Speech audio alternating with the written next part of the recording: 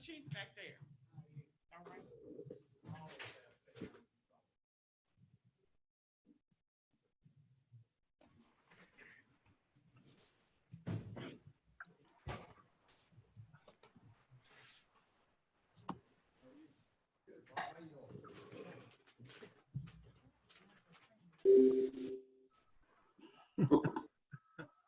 He's not town manager there. Yeah. He's flat now. I'd have to look at his thing. Hello. Hello.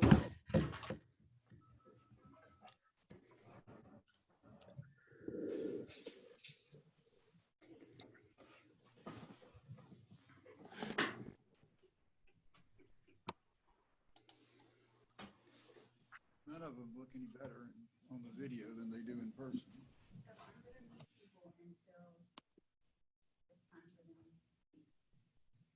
Okay.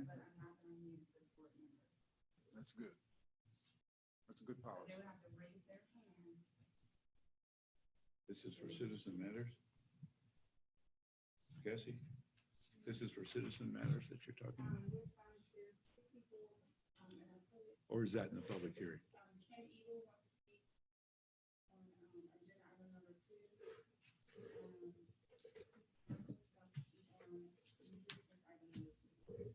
They want to speak on the same thing. On the public hearing? No. No. He wants to speak on the easement, right? Yes. I want to speak on it.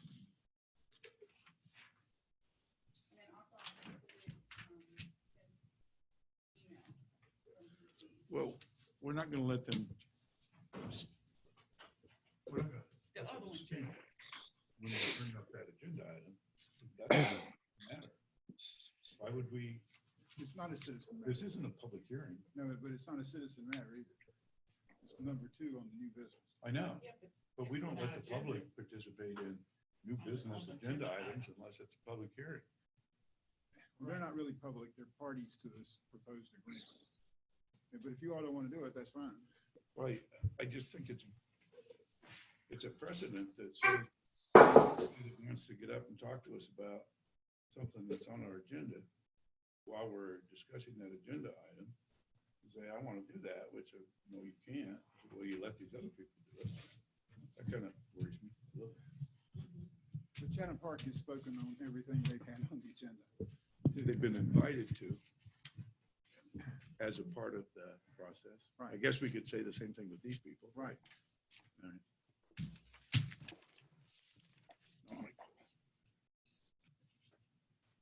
And Becky is on there to back me up in case you all have any questions about that. About Ma'am? the agenda item. that Yes, you're ma'am. referring to? BDS, right. Okay, thank you.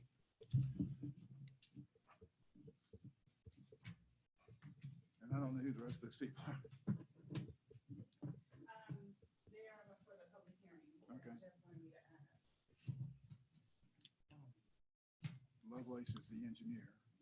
Okay, so are our commissioners back online?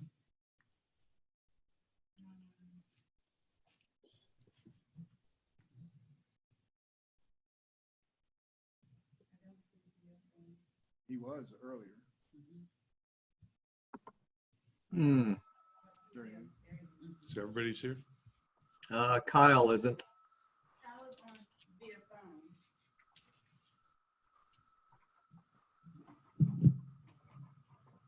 Okay, Kyle's on phone. John there? Yes, present. Okay. See Kyle, John, Mr. Morgan. Here. Okay, so it's everybody then, except for, and Kyle, you say is on by phone. Is that, I don't see McKessick. I see now that Kyle is trying to find the link. It does need to come, it's a unique link. yes. The one that Cassie sent the invite on? I'll try and direct him to it.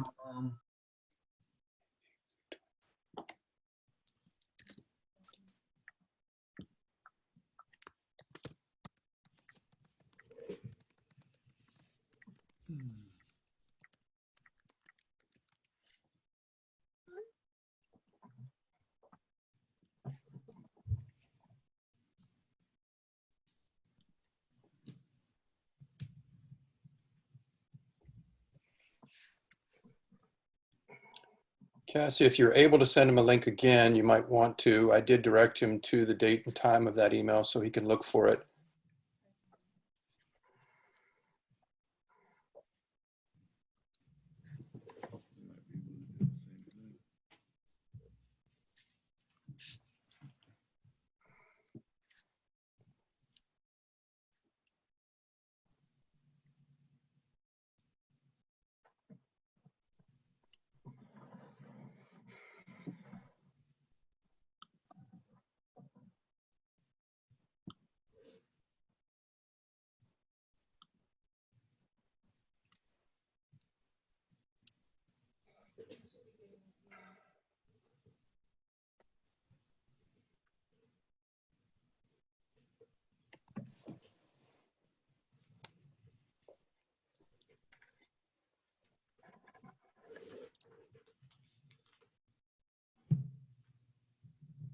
There he is.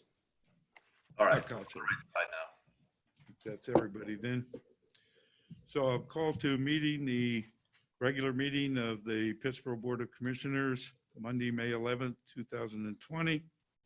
And as is our custom, even virtually, we will have a moment of silence before the meeting begins.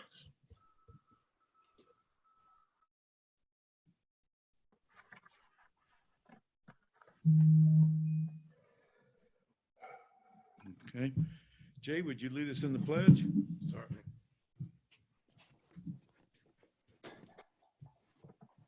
Pledge allegiance to the flag of the United United States of America, and to the republic for which it stands, one nation, under God, indivisible, with liberty and justice for all.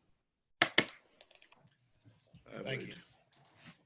Entertain a motion to approve the agenda.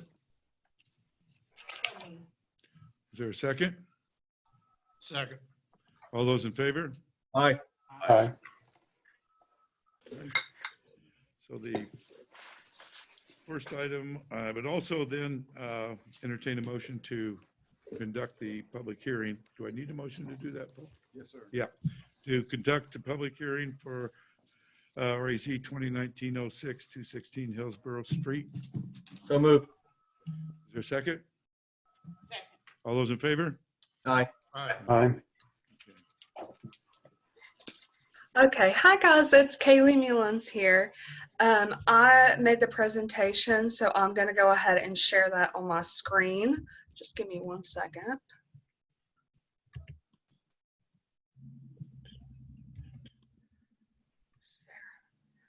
Okay, can everybody see that?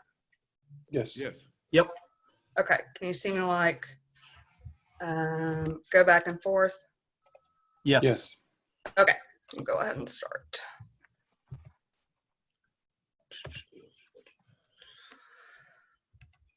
Okay, so tonight we have HACO Properties seeking to rezone 216 Hillsborough Street to O&I as a conditional zoning. The parcel is around 0.78 acres and is currently zoned R12. The future land use plan shows this parcel as traditional neighborhood. And currently an accounting business is operating on the property. These are the proposed site improvements that are shown here. And then these are the proposed conditions for the conditional zoning, and they're to limit the allowable uses to those that are listed there. So the recommended action is to hold the public hearing and send to planning board.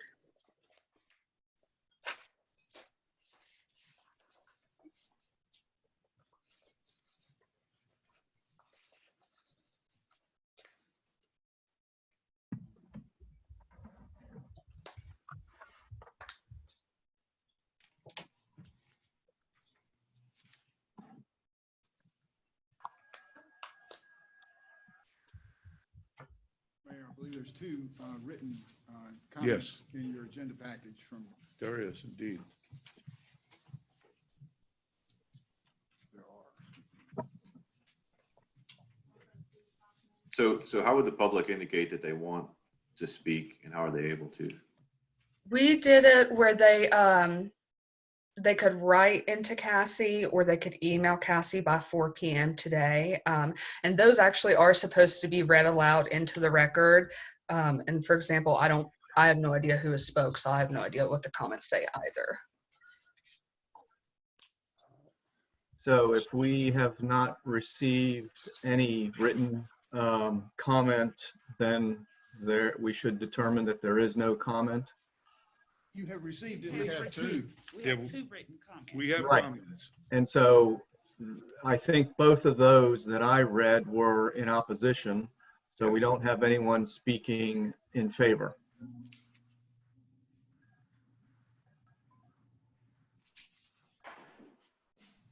And I know of at least one member of the public that wanted to speak at the meeting, but then realized they weren't able to attend in person, and we're going to try doing it on Zoom. So I don't know if we have that capability. And then also, I think the emergency laws now are that the public hearing has to remain open for comment 24 hours after the scheduled hearing. That's correct. So shall one of us read these two written comments into the record? I can do that, John. And then clarify that the clerk has not received anything other than these two prior to 4:30 p.m.? Right, we have 2 written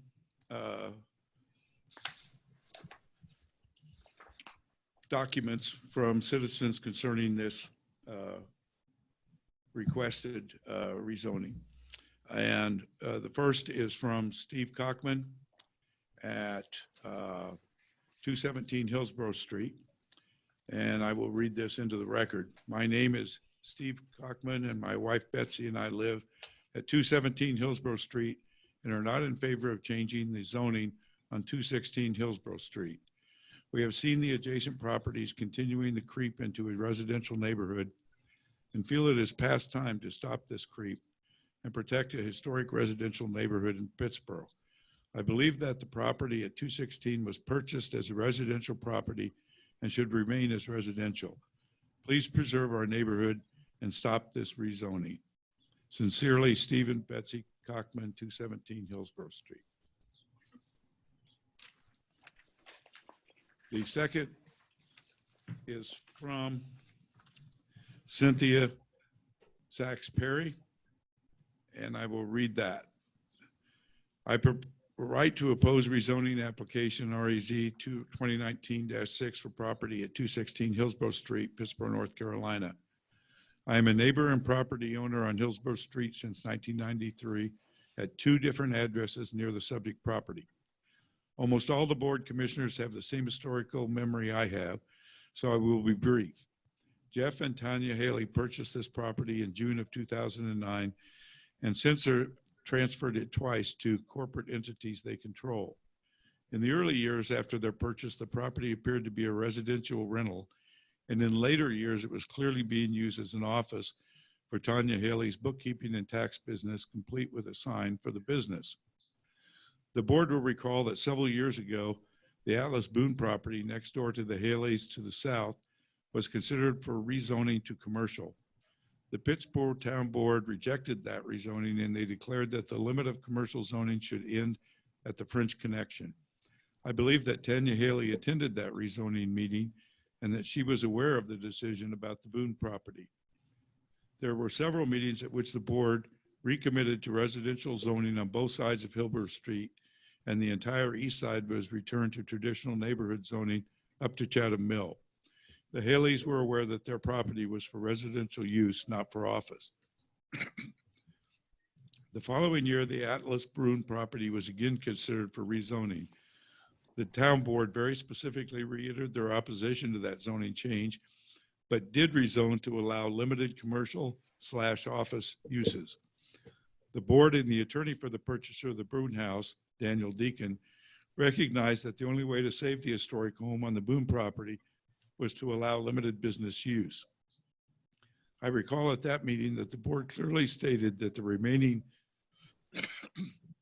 of each Hillsborough Street would remain residential up to the Chatham Mill. I believe that the Haleys were at that meeting as well. The rezoning request falls under the old saying that it is easier to seek forgiveness than permission. The Haleys knew by their presence at town board meetings and their office use of 216 Hillsborough Street was both inappropriate and in violation of the zoning ordinance. Even though the designation of office and institutional is less intense use than commercial, the board clearly articulated that the Boone rezoning was only made in order to save the historic home. There are no such redeeming qualities about the Haley property. The Haley's Corporation, HACO Properties LLC, owned 3 properties on Hillsborough Street and 3 others in the ETJ or county. The tax listing 216 Hillsborough Street clearly lists the zoning as single-family residential, not office. I urge the board to reject this rezoning request. Hillsborough Street is a vital part of the Pittsburgh Gateway, and its appearance is of the utmost importance for the community as a whole. Thank you for the opportunity to express my opposition to this rezoning. Sincerely, Cynthia Sachs Perry.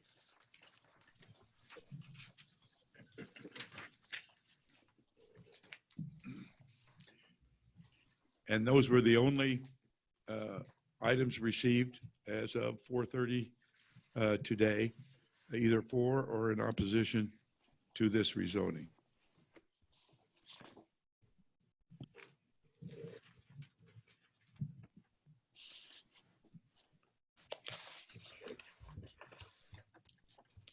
So is there I just want to make it clear again that anybody that is on right now doesn't have the opportunity to speak, but they would have the opportunity still to submit written comments for 24 hours after this hearing.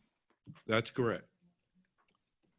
There is at least one member of the public who has raised his hand to speak, who's on.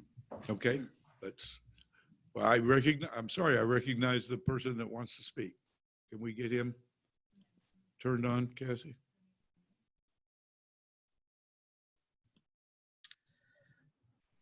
Okay. The applicant is also here as well, you guys, but I can stop sharing my screen if we can get whoever turned on and they would like to speak. Okay.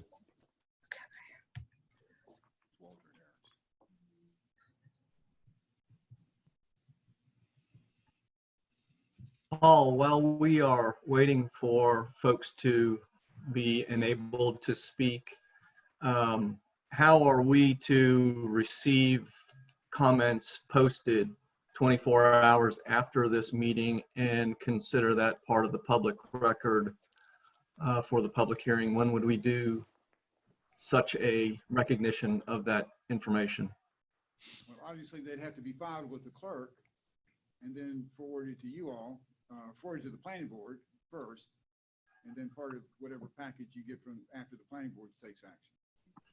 So the law would say that this public hearing would be held open for 24 hours after the. Correct. Essentially, that's what it would say. Okay. I believe Mr. Harris is on the line. Yes. May I speak now? Yes, Mr. Harris, go ahead. My name is Walter Harris. I reside at 281 Hillsborough Street. A small amount of background. I served on the planning board when the town ordinances were written. I have served as the town manager for the town of Pittsburgh and have worked in Cary in their planning office. I speak against this situation as voiced by Ms. Perry and Mr. Cockman. But first, may I speak to the letter written by Ms. Cayley to the mayor and town board of commissioners. There are 3 items in there talking about rezoning 216 Hillsborough Street. It says parcel 7812. That should be noted that it's parcel 7813. And from R10 high density residential to ONI-CZ. It is not R10, it is R12. So I would ask that you correct your memo to the town board. I did, Mr. Harris, sorry to interrupt you. I did actually note that a little bit before the meeting started. But thank you for pointing that out. That was just a mistake on my end. I just edit things all the time. Thanks. The plan, whenever the original zoning was done, was to protect the residential area from commercial development. There was an Esso station, not Exxon, Esso station at the corner where Elizabeth's Pizza was. That's part of the central business district, to create a buffer. The community building and the building that housed French Connection were zoned O and I, and I believe the bank across the way, I'm not sure exactly about that, but those two were there to protect the residential area. I want to raise a couple of questions.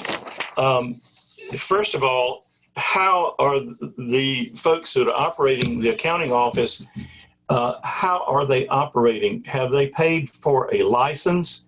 Are they paying a license fee, and has the town accepted money for them to occupy a residence for a home occupation? Also, Kaylee, under home occupations, it says see note 2. I could find no reference to note 2. But I won't belabor the point. I simply want to say, please do not rezone this. Protect the traditional neighborhood. The highest and best use of this particular property, 216 Hillsborough Street, would be residential. Thank you. Thank you, Mr. Harris. Kaylee? Do we have anybody else to speak? Oh, yeah. I am really unsure of how they're operating. I've only been here for 5 months, so I really can't speak to that. It's just my bit. Kaylee, this is Sean Dahl, the engineer on behalf of the applicant, and we have the applicant here as well. Do we have an opportunity to address some of these comments and questions?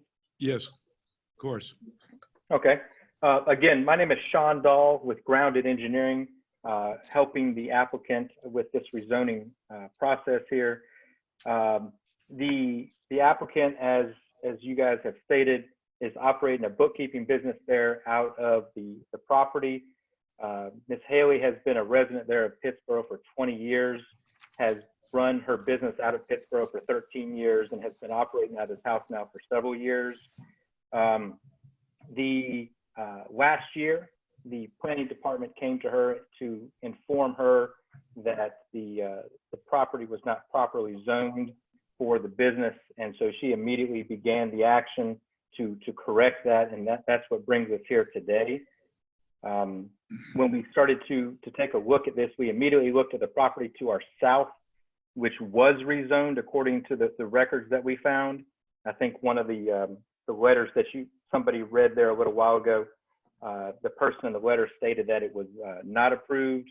According to the records we found, the property directly to the south of us was rezoned to O&I conditional use. And so what we did when we started this process is we looked at the conditions that they put on that property. We started there, and then we actually made it more restrictive. So we added more conditions or limited the number of uses as compared to the property next to us. At the end of the day, the goal is for Ms. Haley to simply be able to continue to operate her bookkeeping business that she runs out of the property there. And as such, we have put together the required site plan showing the necessary landscape improvements and improvements to the property to make sure that she continues to be a good neighbor and a good resident of the town of Pittsboro there. And we do have Ms. Haley here on the call. If there are any specific questions to her, I've received a couple of text messages, I think, in which she indicated that she was not at some of those public hearings where the letters that were written indicated she was at them.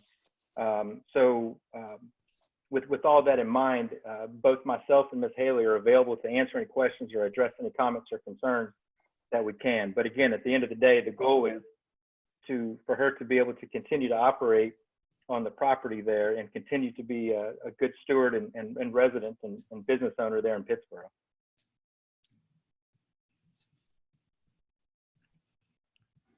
there any questions from the board members? And I'm sorry, I meant to add one more thing. When we had our neighborhood meeting and obviously mailed our notices out to all adjacent property owners and invited everyone to attend, not only did we not receive anybody attending the meeting, but before and after that meeting and since then have not received any messages from anybody voicing any concerns, opposition, or engaging us in conversation about the rezoning. Okay.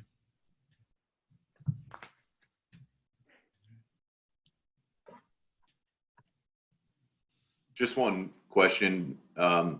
Does Miss Haley or anyone live at that property? Tanya, would you like to address that comment?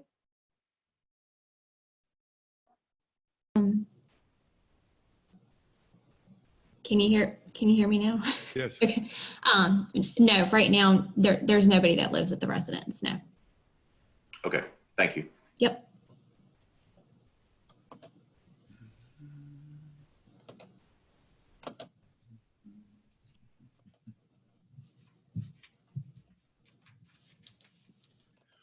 What's the pleasure of the board? Send to the planning committee, right? Recommended action is to send to the planning board. Make a motion that we close the public hearing in accordance with the law, providing that it remain open for another 24 hours after this meeting, and that we forward the rezoning request to the planning board. Is there a second? All those in favor? Aye. Aye. Motion passes. So we will accept a motion to close this public hearing. So moved. Second? By Second. anybody? All those in favor? Aye. Aye. All right. Next item on the agenda is public hearing for RAZ 2020-01, 88 and 212 Diane Street. All right, I'm going to share my screen with y'all again. Make a motion to go into public hearing on this matter. Yes. Second? All those in favor? Aye. Aye. Okay, can everybody see this screen? PowerPoint? Yes. Yes.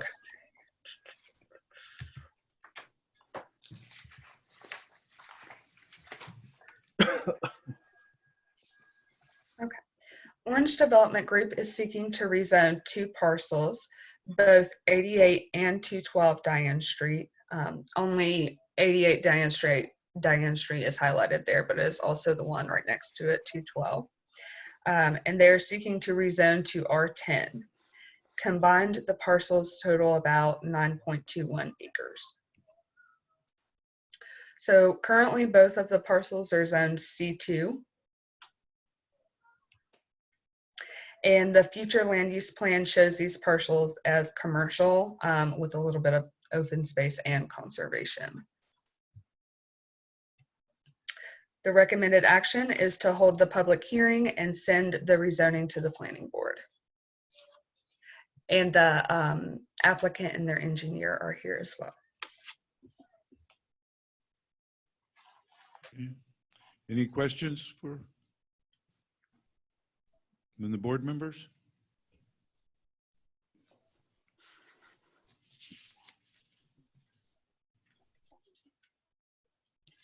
Is there anyone to present information for the record in opposition or in support? The applicant is there to address, is online to address the matter.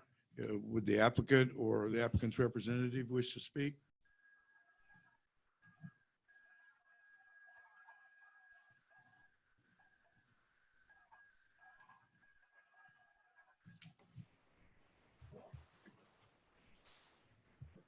Gavin, would you like to take that?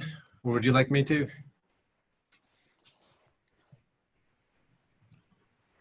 I don't know if you can hear me. Am I on? You are Yes. now. Okay, great. Yeah, go ahead, Landon. If you'd state your name and address for the record, please.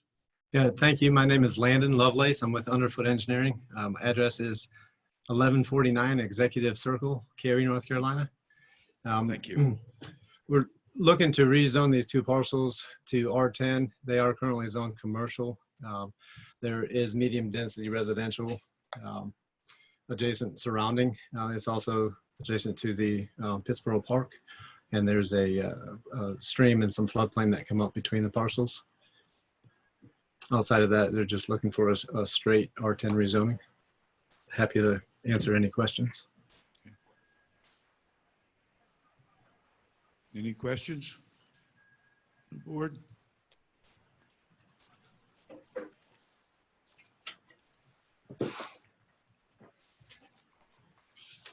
Okay. We have received nothing in writing. Is that correct, Cassie? That's right. And is there anyone online that would like to speak to this matter? In addition?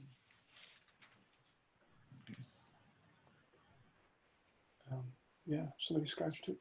Was it like that before? I don't remember. Kids are trying to tell me that.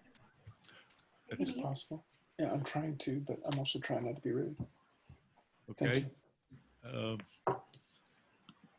right. Hearing none, I would entertain a motion. Motion to send it to the planning board for review. Is there a second? Second. All those in favor? Aye. I would entertain a motion to go out of public hearing. So moved. Second? Second. All in favor? Aye. Aye. Very good. Okay. Yeah. I would entertain a motion to either approve or amend the consent agenda. I'll make a motion to approve the consent agenda with taking items 1 and items 4 be moved to numbers 1 and 2 on new business. Item 1, are you sure? Correct. Item 1, the March 7th, well, what says the March 17 meeting minutes, and item 4, which says sewer ordinance appeal. And to be moved to new business 1 and 2. Correct. Second. All those in favor? Aye. Aye. All right.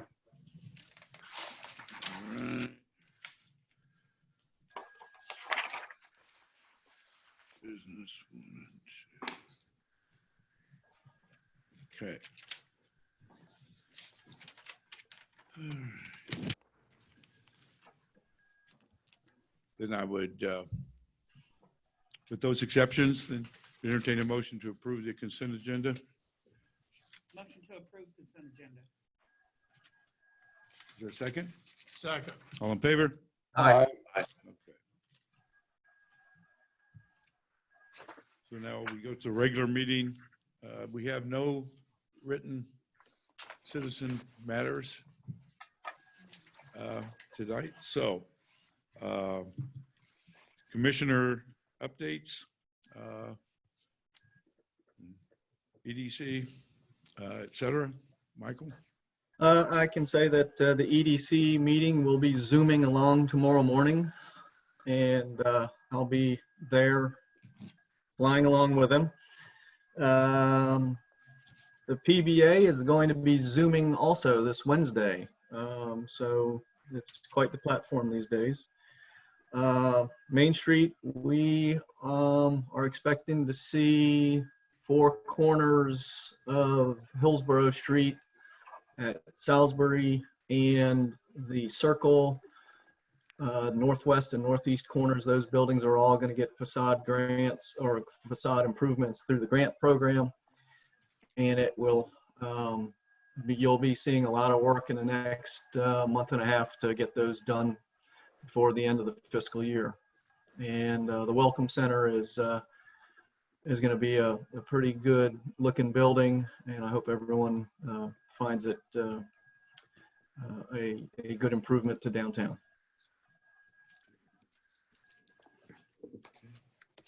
Any other updates by commissioners?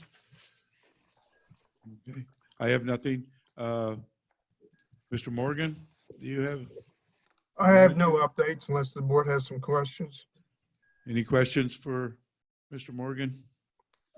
Bob, I'm just want to keep track of this lighting project for the circle on 87, if there's anything to report there. It's still in design at this point in time, but we'll check it again on this week. Great, thanks, I appreciate it. Okay.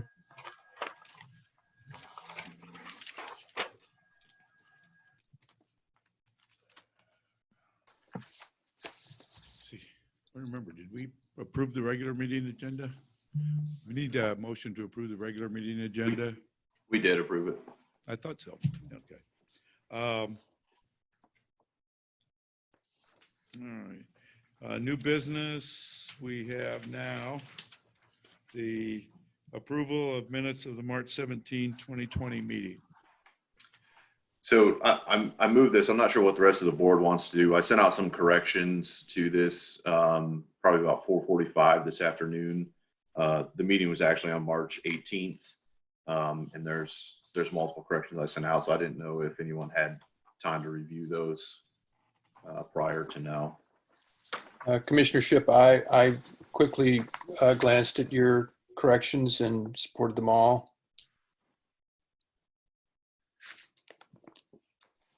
I did see the email and briefly read through it and did not take objection to anything.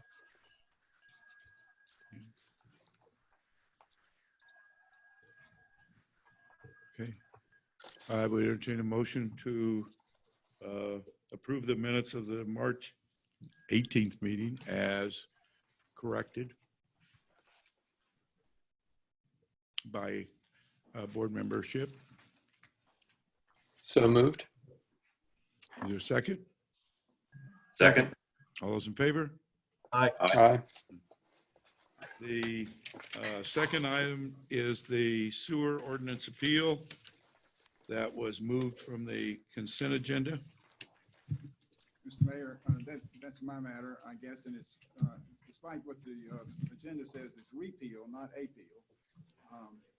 And as explained in the memo, there's a provision in the town code of ordinances that deals with reserving sewer capacity that came to light recently when a proposed development was inquiring of sewer capacity, like every development in Pittsburgh does now these days. And they had been advised of the policy that you all have adopted. And they found this provision in the ordinance, which is at some difference in the procedure for trying to reserve capacity. Essentially, the major difference is that they didn't want to do was to prepare the plans and specifications to get in line in the queue and ask for the allocation of capacity. This particular provision, one, it deals with the manager and not the board, but it does not require the preliminary development of plans as the policy does. So, because of the discrepancy between the two provisions and the policy being the newer way in which capacity is addressed in particular, I thought it would be appropriate to repeal the provision of the ordinance and just have the policy in place.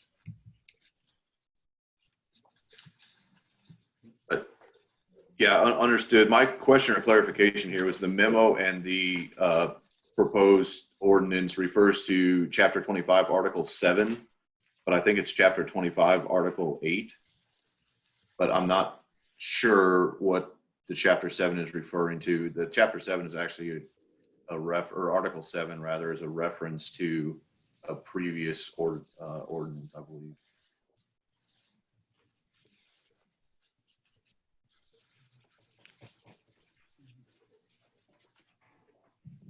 It would be Chapter 8, excuse me.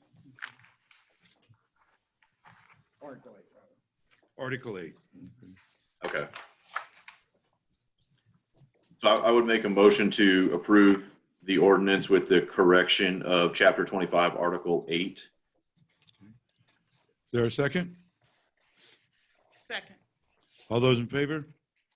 Aye. Opposed? All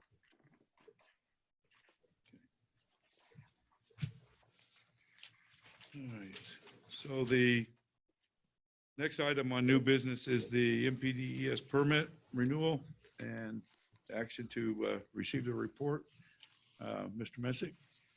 Mr. Mayor, members of the board, you have in the agenda packet of the memorandum that I prepared based upon work that has been done recently with regard to the MPDS permit renewal for the town and the wastewater treatment facilities that we have. The MPDS permit, as you will recall, is one of the two major issues that face the town with regard to sewer, the other being the Sanford force main.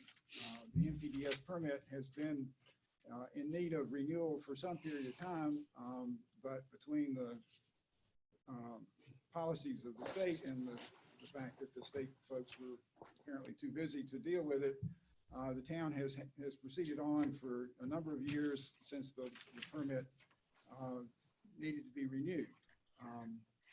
And in the meantime, of course, Chatham Park and the reclaimed water facility is being constructed on Highway 64, and the issues involved in that the town has addressed over the last several years.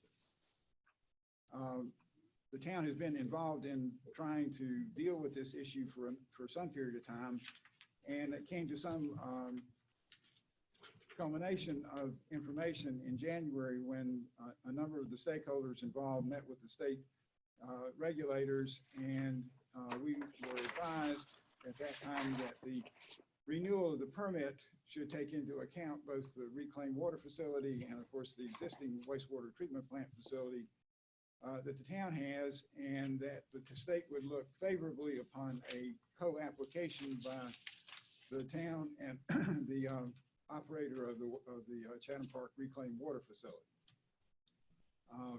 As a result of Elizabeth being leaving the town, it fell to other folks to have to deal with this, and so Hydrostructures was engaged, and Becky Smith has been involved in the preparation of the revision of the permit. Of course, in the meantime, the state changed the forms, and so everything had to be fixed to address that.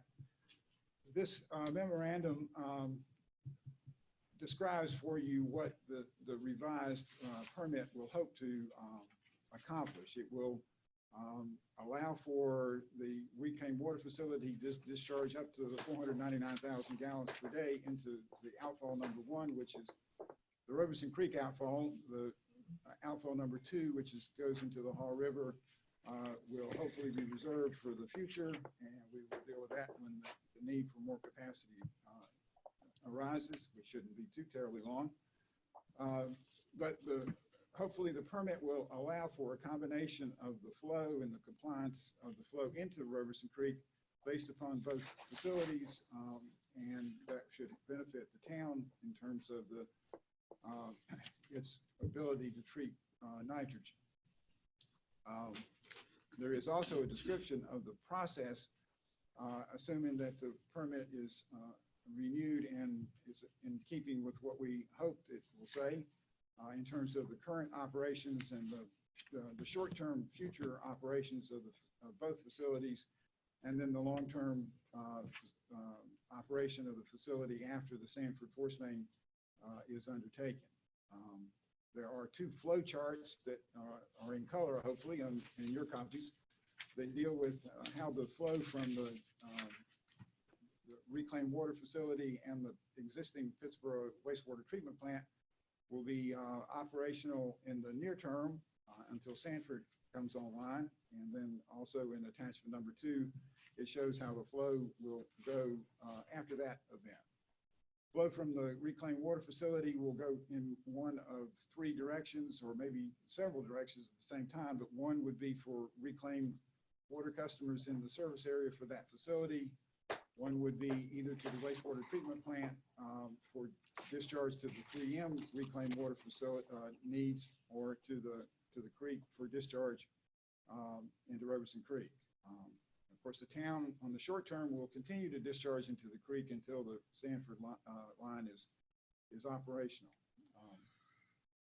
Ms. Smith is available on Zoom, and if you all have any questions, one or the other of us hopefully can try to answer them. The permit applications are ready to be filed, and the sooner we do that, the better we are, because it's going to take several months to process this and before we can have some resolution of this permit. If you all have any questions, we'll try to answer.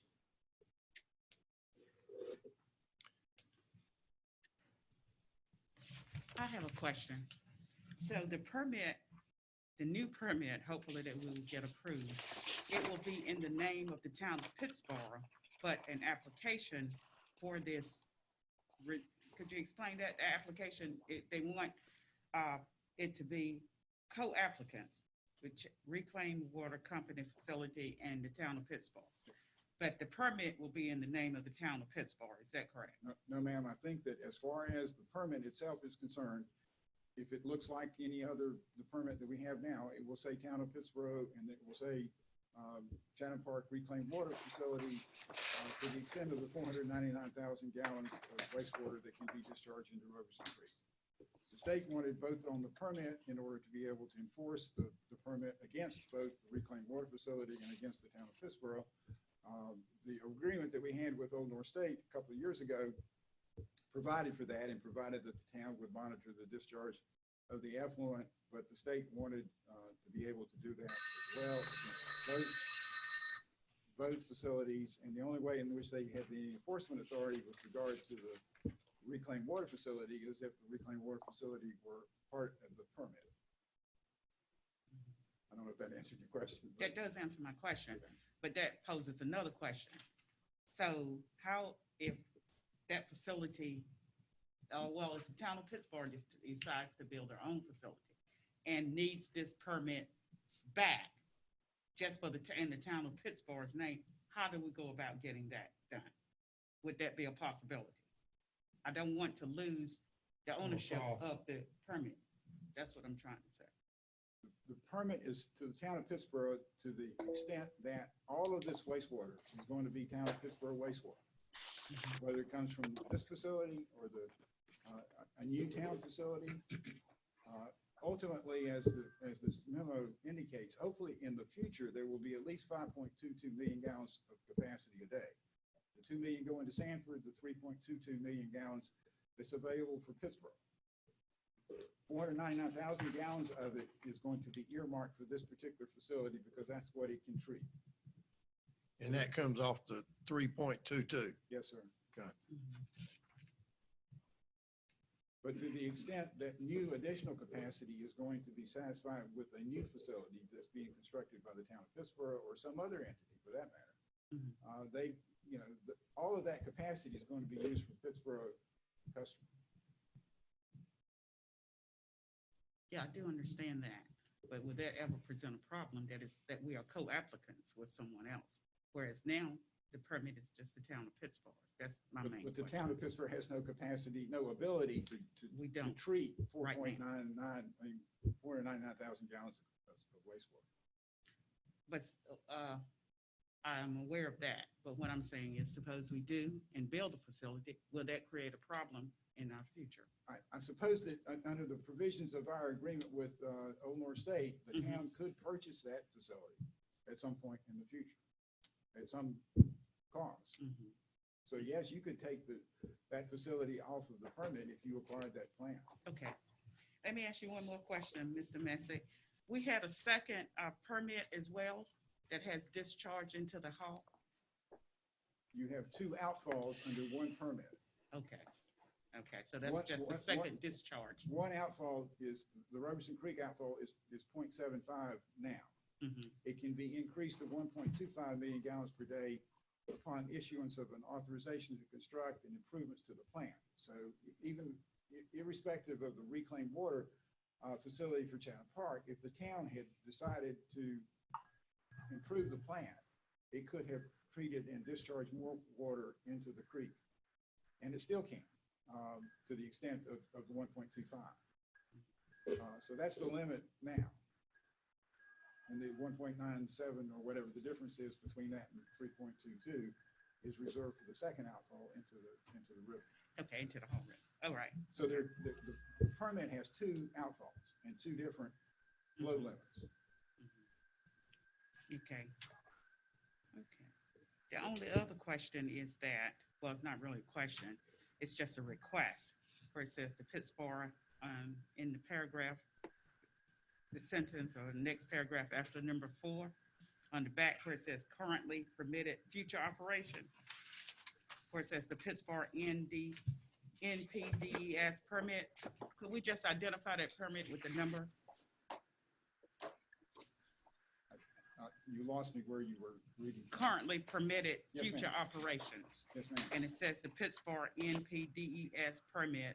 Could we just put permit number such and such and such? What we're referring to there specifically to clarify it. You see what I mean? Well, that sentence does have the permit number. It doesn't say permit number. Well, the NC 0020354. Oh, we're talking the one below it, sir.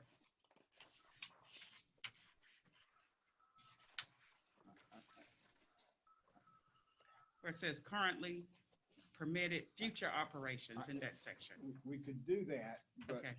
Would that cause a problem? no, but it's the only permit that Pittsburgh's got, so it's got to be the same one. Okay.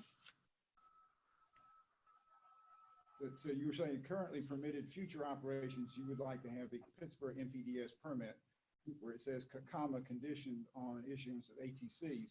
You would like to have the permit number Yes, sir. inserted in there? Okay. Yes, sir.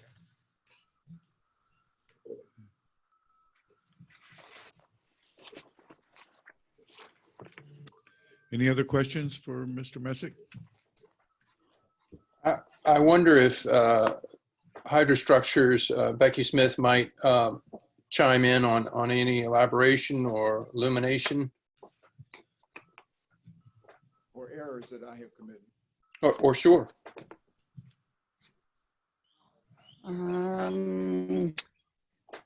Elaboration on the different outfalls or the entire permit? On anything that Mr. Messick has presented to us. No, no, I think that pretty much covers it. The permit is written so that the new plant gets the 0.499. The rest of the permit would remain with the town of Pittsburgh. It is kind of, once Pittsburgh goes offline and is pumping to Sanford, the remainder of the permit, the 0.75, would, I think, technically remain under Pittsburgh's control. And then once flow to Sanford has reached its capacity, I think the town would need to regroup and say, okay, are we going to build a plant? Does it need to go here and discharge the Robeson Creek? Do we need to just look at the outfall number 2 going to the Hall River? Certainly the future timeline for you guys can go depending on how you see the money flow, I suppose.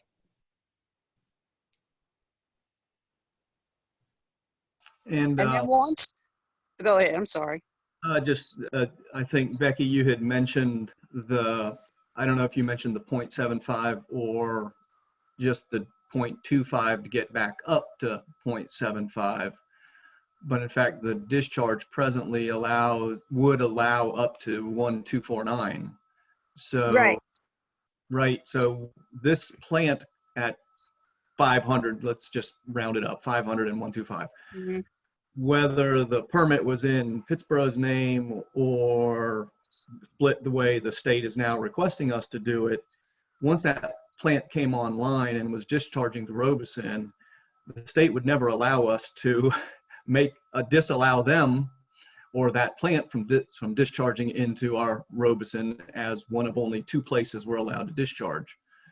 So just having the name on the permit really isn't changing any of the technical strategy for treatment and discharge.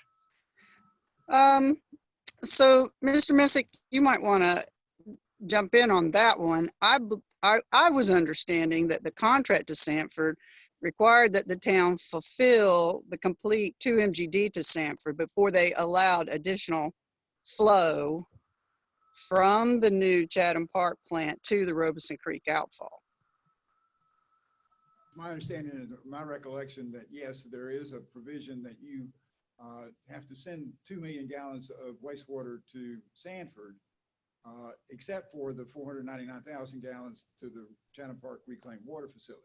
Any additional flow from Chatham Park or from a new town of Pittsburgh plant can only start functioning after the 2 million gallons goes to Sanford. So there's some, they have some interest in the exclusivity of the flow going to Sanford until they get to the 2 million gallons.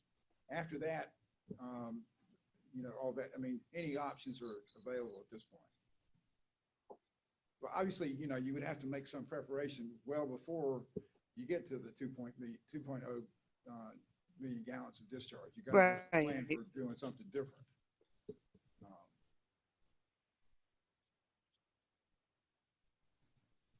I don't know, Mr. Fialco, does that answer your question? Yeah, I think I understand how it's flowing. Pardon the pun. And then the total limit is 3.2. So the state, when they looked and reviewed the EIS originally, like in 2010 or a while back ago, the total flow, the total nutrient credits that the town is allotted for discharge into Jordan Lake is 3.2. After that, that's it. You can look at land application, you can look at other ways for sewer discharge. You know, you get the 2 going to Sanford plus the 3.2 that you have. But Jordan Lake got divided up into a nutrient pie, and that was Pittsburgh's slice of the pie.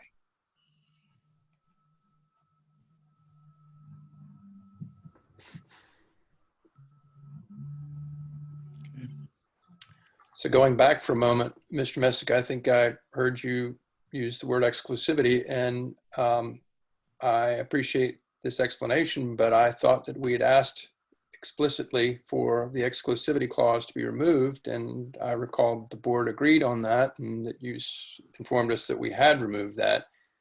So it's intriguing to me that it remains in some structural way in that agreement with Sanford, because I missed that. That said, I don't know that that's relevant to this matter at hand. It's water under the bridge.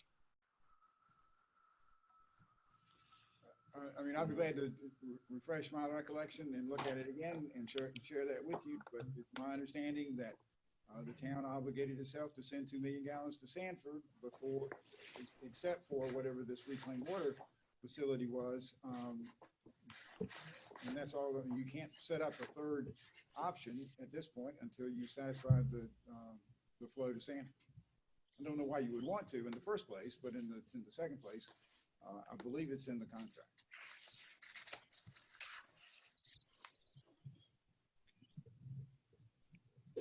Any further questions?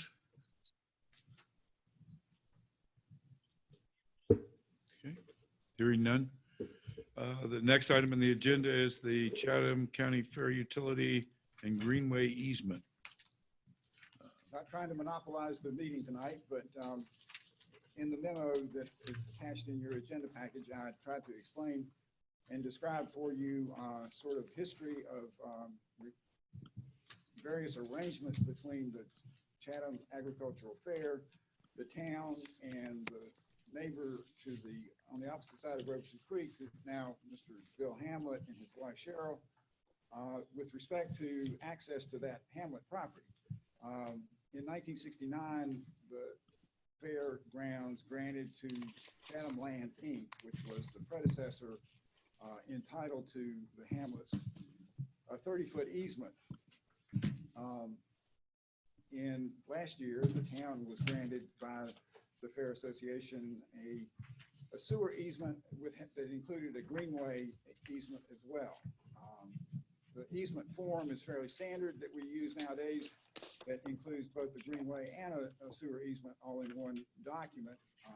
The provisions of that were recorded last year, and since then, Chatham Park has prepared plans to install a sewer line or two sewer lines within the easement right away that is going to carry treated and untreated wastewater from the reclaimed water facility that we were just talking about along 64 and down Martin Luther King Drive and intersect with two existing sewer lines that run sort of perpendicular to this new line that's going in, and on the opposite side of the creek from the Hamlet property.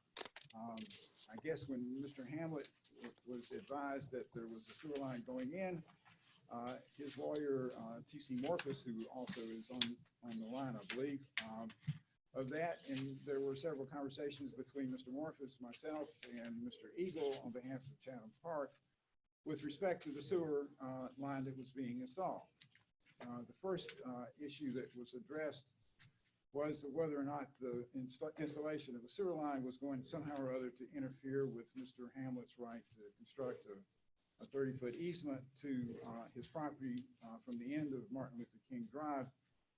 I think that when the plans were made clear that the sewer line was going to be at least 3 feet underground, that objection seemed to be assuaged.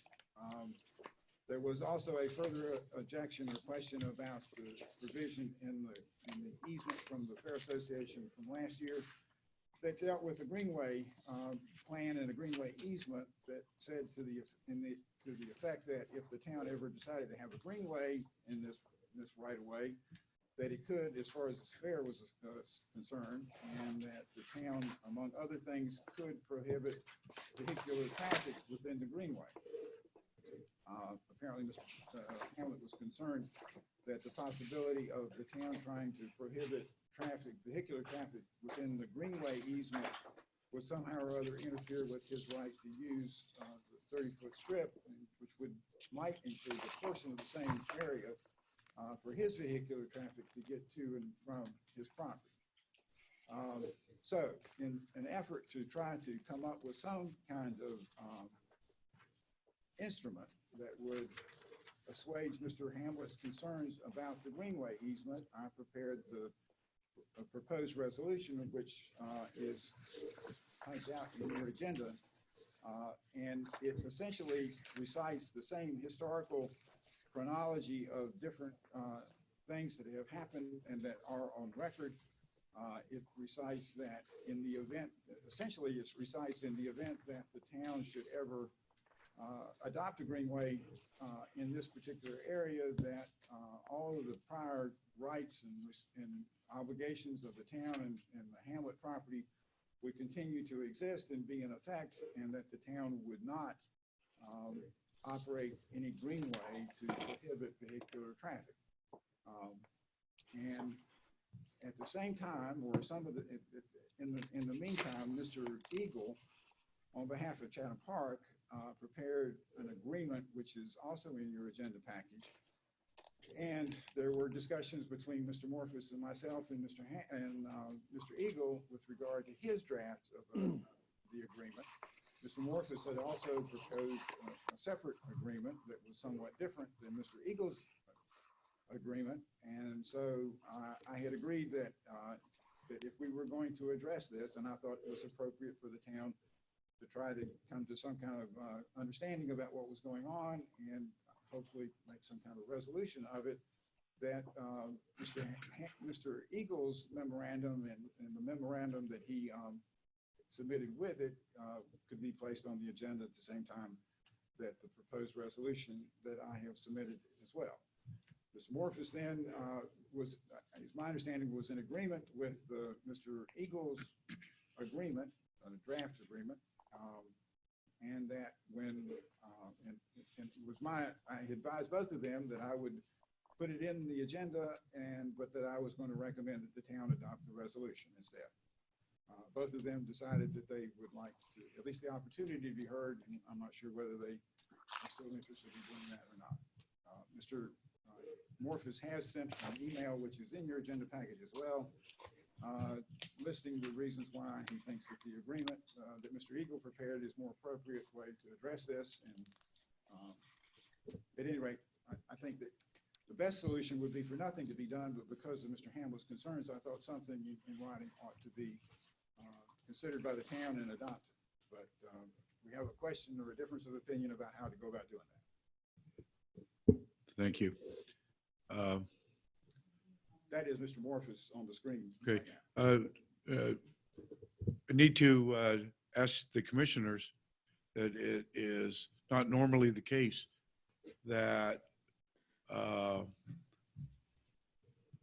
we would take this opportunity to hear from someone in this situation. However, more than happy to do so. What is your pleasure, board? I have just one question. It doesn't really,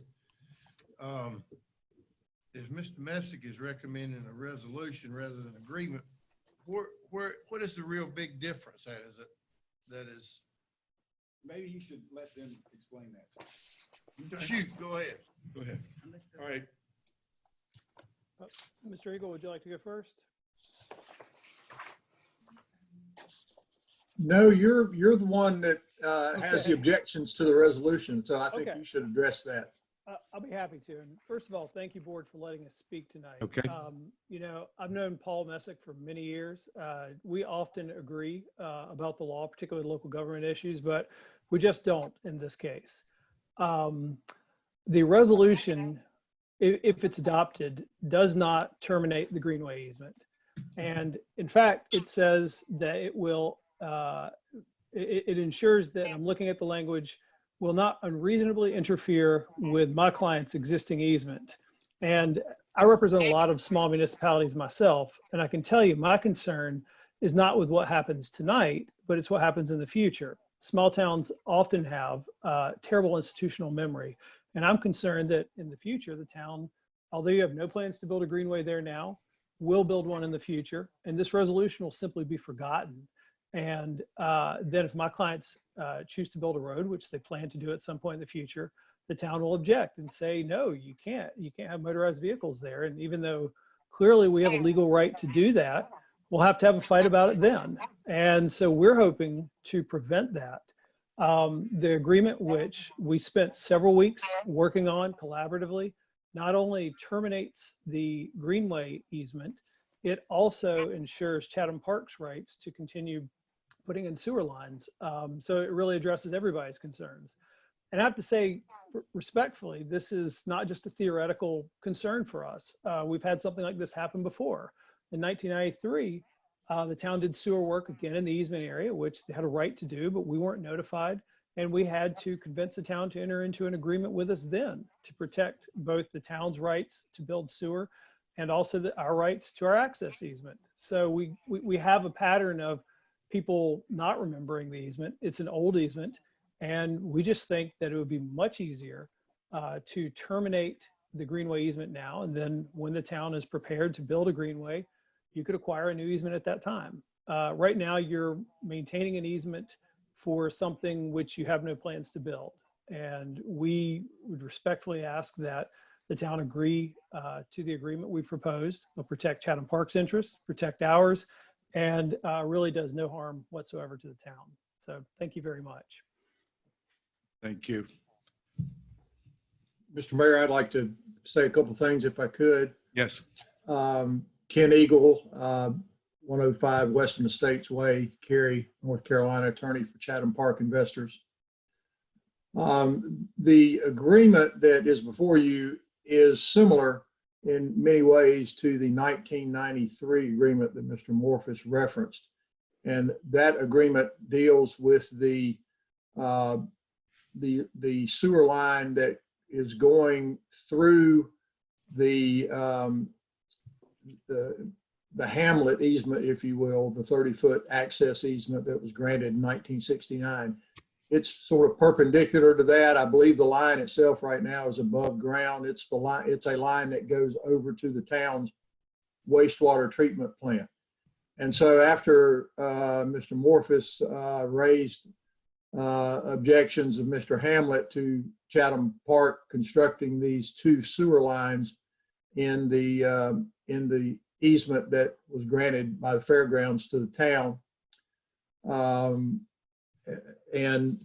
in order to hopefully avoid having this thing tied up in court for 6 months or however long it would take to resolve it,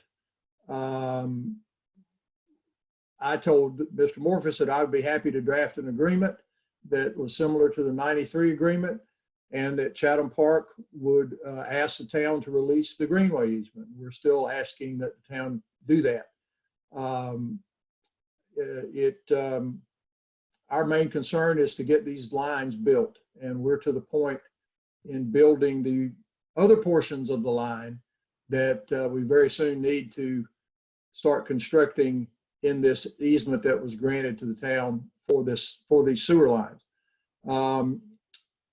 Arguably, the easements are in the same location, although it's much easier to tell where the easement to the town is than it is to tell where the easement to Mr. Hamlet is, because there's not a very good description of it. You know, I, as Mr. Messick, disagree with Mr. Morphus on the law as to what would happen to Mr. Hamlet. I don't think he's in really any jeopardy, but I do think the agreement is a reasonable compromise that allows things to go forward without further controversy, and it does serve the purpose of documenting on the recorded record what can occur, and you know, it addresses, as far as I know, it addresses Mr. Morphus's client's concerns at this point. And you know, we have worked hard to get something together that could do that. And so that's where we are right now. We've got the two parties involved in the sewer lines and the property that's affected by the sewer lines, asking you to consider authorizing this agreement. And I certainly understand Mr. Messick's viewpoint in proposing the resolution instead of the agreement. The problem from Chatham Park's perspective, quite frankly, is we're concerned that if you were to do nothing, number one, or number two, adopt the resolution, that we would not get the issues resolved, that Mr. Morphus, on behalf of his client, would probably try to stop us from constructing the sewer lines. We intend to start constructing the sewer lines soon, regardless of what you do tonight. So it would then probably end up in some kind of court situation, which of course the town, I assume Mr. Morphus would not exclude the town from anything he might file in court. So the town would have to be a party to that as well. So anyway, thank you for the opportunity to allow me to speak at the meeting. It's actually nice to be able to see all of you, even though it's under these circumstances. I'm so thankful that we have technology. If this had happened 10 years ago, we probably couldn't do as well as we're doing tonight. And whoever set this up did a very nice job in getting all this put together. And I thank you for doing that. Thank you. Any questions from the board for Mr. Messick or anyone else? I do have a question for Mr. Messick. I'm very much respectful of the Hamlet's concerns and their desire to preserve their rights for future possible use. I'm also very mindful of the urgent concerns of the Chatham Park investors and do not wish to see that sewer utility delayed. I am, however, mindful that the recent bike and pedestrian plan, which I think is still not quite yet finalized, but I don't believe that it anywhere contemplated this easement. Not sure that folks were aware of this easement. And I do believe that there is generally a need for greater connectivity of greenways, bikeways, pedestrian ways in town, particularly in this part of town. So I, as one board member, am not eager to release those greenway opportunities, this greenway easement. Mr. Messick is, with that concern in mind, how does your draft resolution address that particular kind of perspective? It would keep all of the parts of the 2019 Greenway easement from the Fair Association. I'm sorry, I'm having trouble hearing you. It would keep all of the provisions of the Greenway easement from the fairgrounds in 2019, except for the right to prohibit vehicular traffic. The agreement would terminate the entire Greenway easement portion of that easement. And as Mr. Morphus indicated, we would have to go back to the Fair Association in whatever year it is that the town wants to do a greenway there and ask them for permission again to do the greenway easement. The 1969 easement to Hamlet for a road trumps all of this because it's been there for 50 years.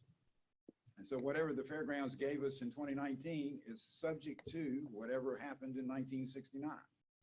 And so to that extent, regardless of the fact that if the 2019 easement says that the vehicular traffic can be prohibited, it can't prohibit Mr. Hamlet's vehicular traffic or his invitees or his successors. So that's the real difference. I mean, if anybody wants something on record in the Register of Deeds office, a certified copy of this resolution can be recorded as well. So if that's the motive, I mean, but the difference is terminate the whole easement or just the vehicular prohibition.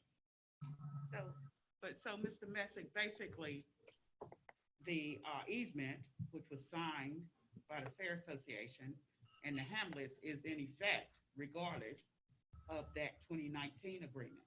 So that supersedes the 2019 agreement. Is that correct? I don't know that it supersedes it, but it's ahead of it. It's got priority.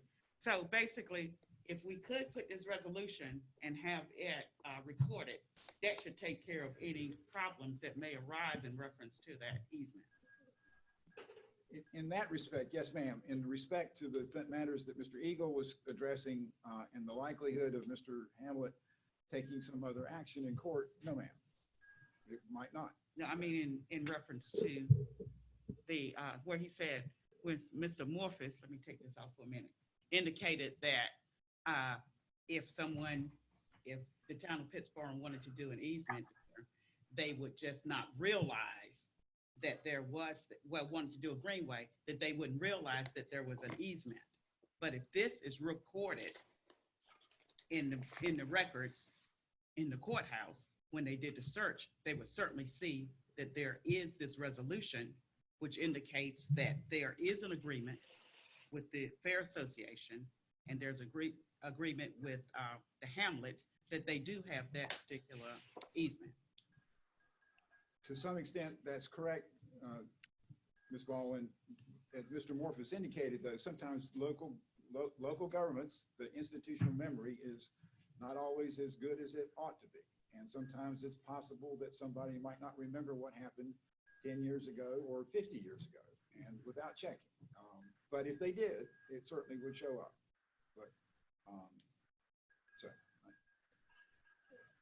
But Paul, you seemed to indicate earlier that there could be a distinction between Mr. Hamlin's invitees, i.e. his private access rights versus public access rights, typically associated with a roadway right-of-way. Is the access easement intended for public use or only private use? it is a typical 1969 easement for the private benefit of the owners of that land. For the private benefit. So presently it's only 30 feet wide. Clearly that's not wide enough for a public roadway. No, sir.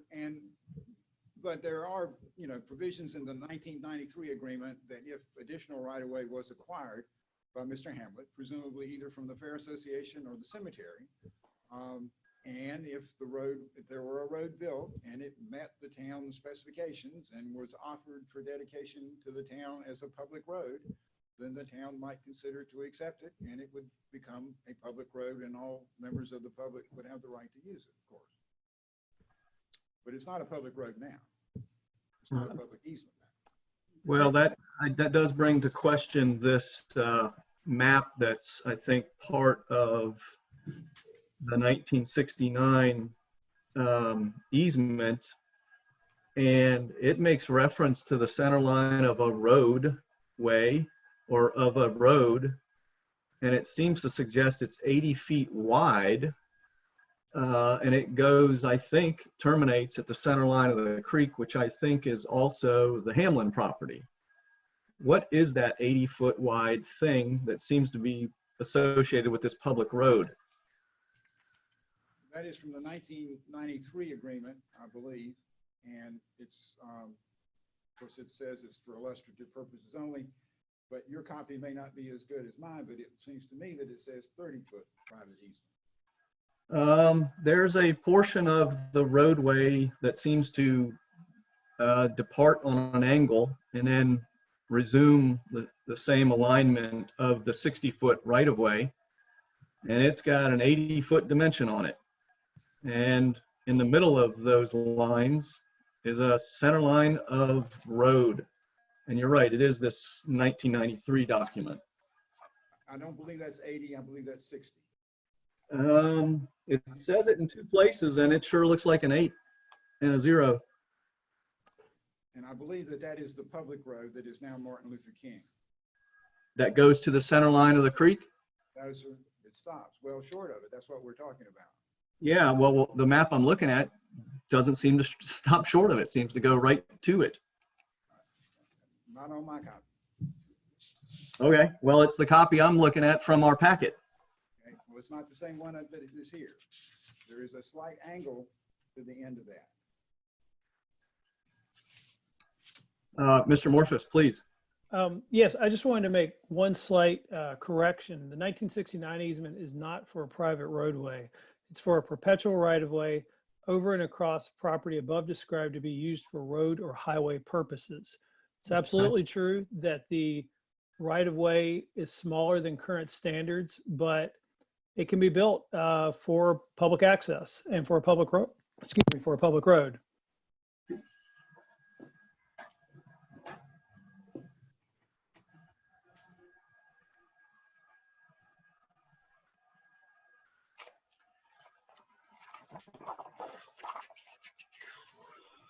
What is the extent of the greenway easement? Obviously, in this case, it's 30 feet wide or something like that, but the overall easement for the greenway, what is the extent of that?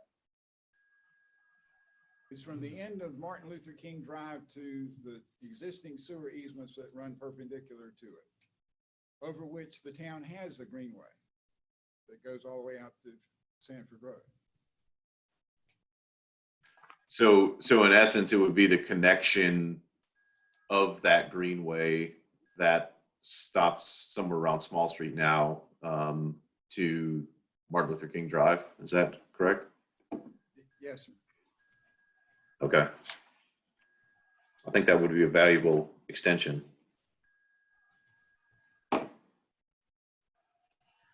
Mr.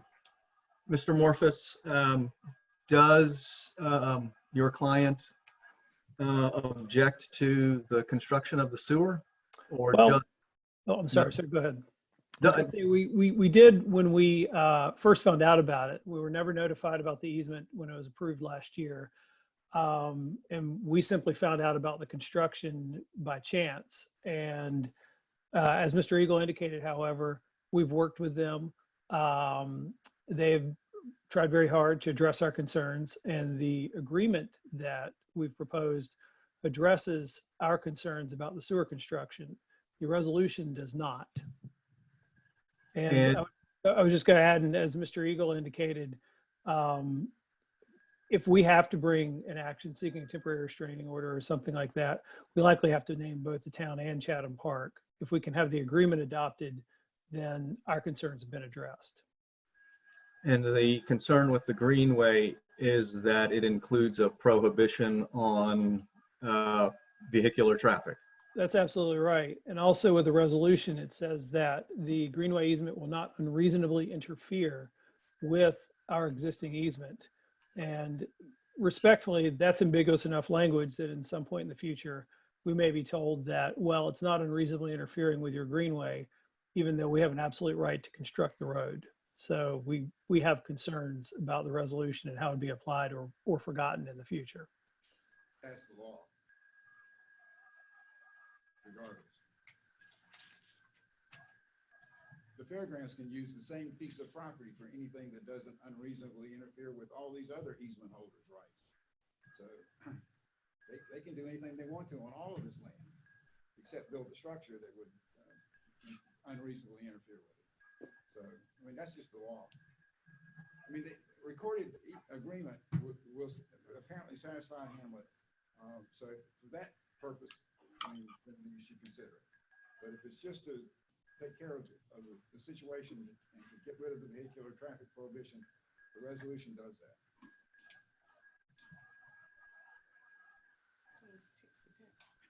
Question for Mr. Messick and possibly Mr. Jones.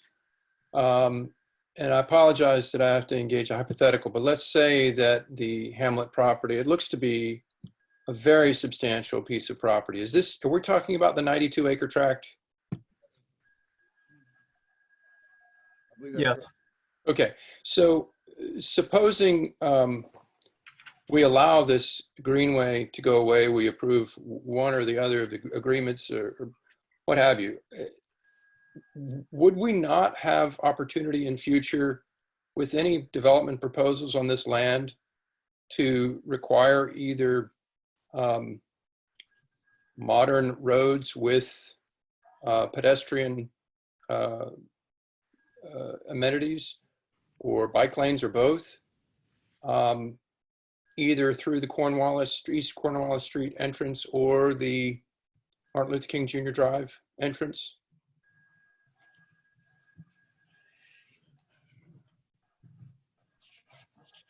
Mr. Messick, I'll ask you to take a stab first, please. Sorry to put you on the spot, but this is a mess. If the Martin Luther Drive were extended to the Hamlet property across the creek, generally speaking, the town requires a right-of-way of at least 60 feet. If you could have a greenway within that same right-of-way, then yes, you could do that. But the interior of the Hamlet property would be subject to any other development rules and regulations that the town has at the time they would do it. But you cannot require off-site improvements as a general rule. But in order to access this property, from Martin Luther King, somebody would have to acquire an additional right-of-way. Okay.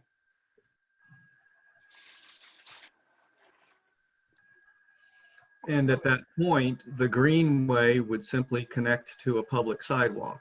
But the thing, John, I appreciate the hypothetical, and another hypothetical is that the access easement has been in place for 50 years. It's never been utilized. This is an important greenway connection. And if we were to remove the greenway rights in their entirety, we may never build that greenway. We may never make this connection to Martin Luther King via a greenway. So that's part of my concerns as well, is that we remove the easement rights or the rights to build a greenway and, go another 20, 30 years without having that greenway connection established, because that's the easement running along the creek is prime greenway land. And it's beautiful down in there. So that's part of my concern about giving up the greenway. And I wonder if it's simply removing the language about the prohibition on vehicular traffic. If I could address that, if the board are willing to do that, would certainly be something that would be helpful. And I know I'm speaking to folks who already know this perfectly well, but when you have a construction project such as a greenway, easement acquisition is typically part of that process. So doing away with green easement today does nothing to limit the town's ability to acquire an easement in the future.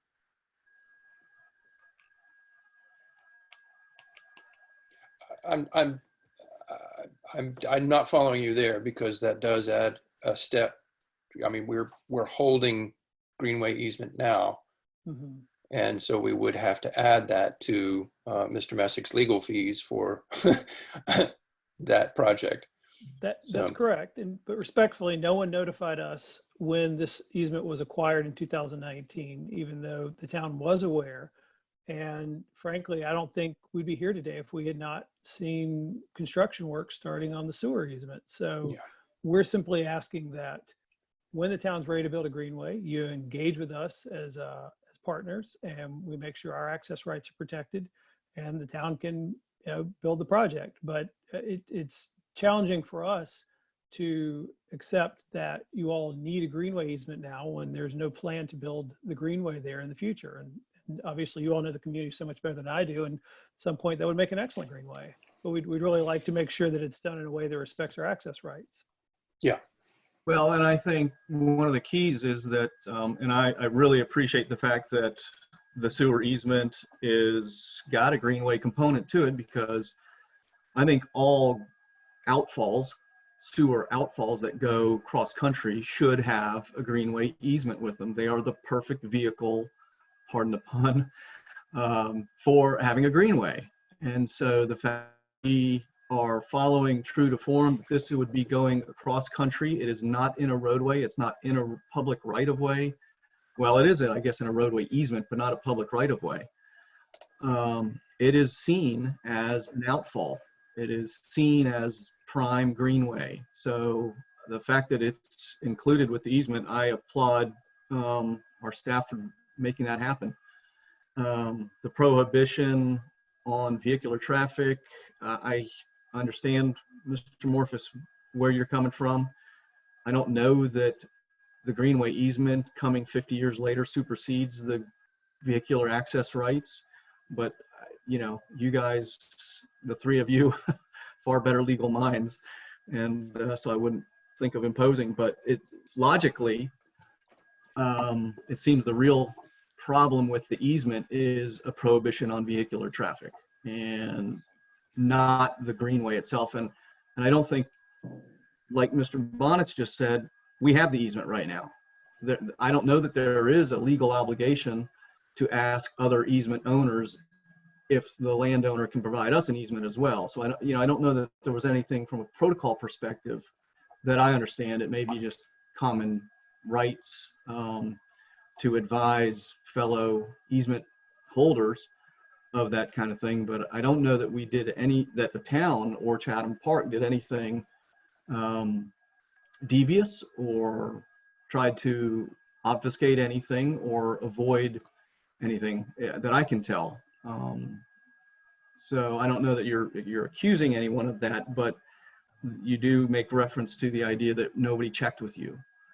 And I don't know that that is a requirement.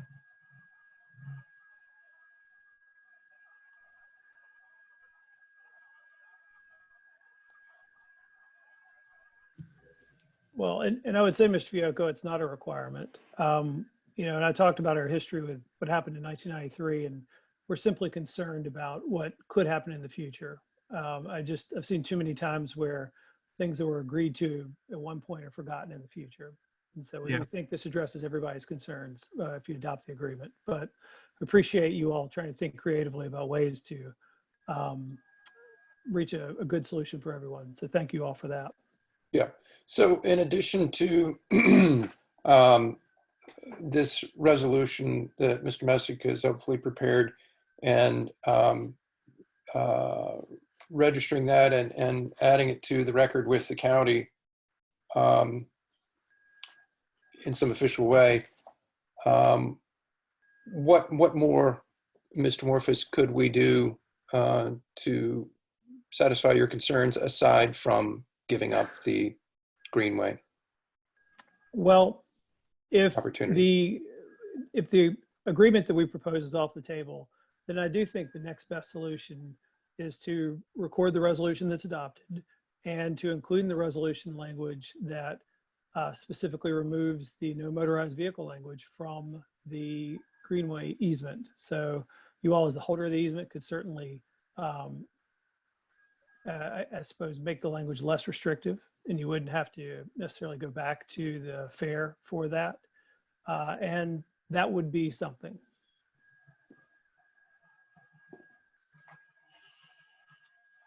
I would support that. And I'm not good at reading the legal, but I think it does, with a bunch of words in between it, say that somehow. And then is there any also distinction between a crossing of a greenway or vehicular traffic on a greenway? Because it would seem I'm curious that about that. there would be, a crossing for this access, which I think is reasonable and happen in some cases, versus allowing traffic on the greenway itself, which I think that we wouldn't want to do. Well, that's a really good question. And as Mr. Fiocco said, there is this cross sewer line, which either has or will have a sewer or a greenway upon it. But then you have the perpendicular line that runs or will run from essentially the sewer line right at Robertson Creek up to the Martin Luther King, all the way up to Business 64.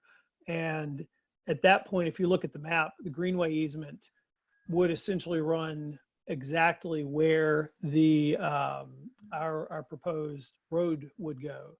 And that's really our concern. A crossing, you put up stop signs, and greenways cross roads all the time. This would be the greenway actually in the motorized vehicle area. And I don't really know how you do that. Or what, about 50 feet, about 100 feet? And I'm no engineer, but it looks like it runs all the way from effectively Robertson Creek. And I'm looking at the map that's attached to 2019 easement. It runs all the way, I believe, to Highway 64. It says 190.15 feet, but I think that's just one of the segments. So I don't have the full length, but it is all the way up to the Business 64. Well, Mr. Bonnets, the easement length itself is around 250 feet. Mm-hmm. So that would be from the end of Martin Luther King down to the town's existing sewer easement that has the line running over to the wastewater treatment plant. So I think that Mr. Morphus's main concern would be, really his only concern as far as the town's easement, is that 250-foot length there, because that is the easement. That is where arguably the two easements overlap and are basically the same property. And if the resolution, for example, could acknowledge, or not, if you didn't release the greenway easement, could at least acknowledge that it doesn't prohibit the operation of motorized vehicles within the easement, and perhaps recognize the reason for that being the existing easement from 1969 that's recorded in book 351, page 37. I don't know if that would get us there, but that's something to consider, that if the resolution were to recognize that and acknowledge that, that may take care of it. I'm confused at this point, because I think that that's a public thoroughfare, and I'm not sure why a private entity would be concerned about the overlap of a greenway and a road in the public thoroughfare. I mean, that as I understand this drawing, we have the fairgrounds on one side, the cemetery on the other side, and that's a public street. Up to the easement, or does it not? Does the street not currently already go up to the easement? No, the public right-of-way ends. The public right-of-way, I don't know if you've got the copy of the recorded easement handy, but there is a drawing that shows the easement attached as exhibit to the recorded easement. And Martin Luther King ends, and then the easement starts and runs for about 250 feet. Okay, forgive me. Yeah. And the entire, and the that was my entire fault, easement, too. yeah, Sorry. the entire easement is on the fairgrounds property. I understand. Thank you. Yeah, but yeah. And that's the 250 feet that Mr. Morphus is concerned about. Mhm. That's Where correct. if you ran, if the town were to run a greenway easement down that 250 feet, it could obviously interfere with a driveway or a road or, Mr. Hamlet's access easement. And I think that's really the crux of the matter. That's correct. Is this proposed sewer or permitted sewer extension a gravity sewer line or a force main? You mentioned it's 3 feet underground. Is this a section of the sewer, the existing sewer that's 20 feet in the air? No, those are force mains coming from the Chatham Park reclaimed water facility. So And they'll, one of them will carry treated wastewater. The other will carry untreated wastewater that would both go over to the town plant. Any untreated wastewater that might be routed through the Chatham Park plant would be for the wastewater that would go to Sanford. The treated wastewater would be what we talked about earlier under the NPDES permit, that either would be chlorinated by the town and sent to 3M under your contract with 3M, or discharged into Robeson Creek under the NPDES permit. so you've got force mains in this easement, Yes. and they will get to the existing town sewer easement, turn and head on to the plant. One of them will, there'll be a new line constructed for the other one within the existing town easement. The new gravity line? I guess it would be a gravity line from where it connects or where it turns. I mean, I don't know. I guess that would be a force main. I'm not the engineer, so I can't tell you exactly. But I assume once it hits the one that connects to the town line would be gravity over to the sewer plant, I assume. Okay, so it's going to tie on to that line. The I other got one it. would probably continue to be the part of the force main line. Got it. Okay.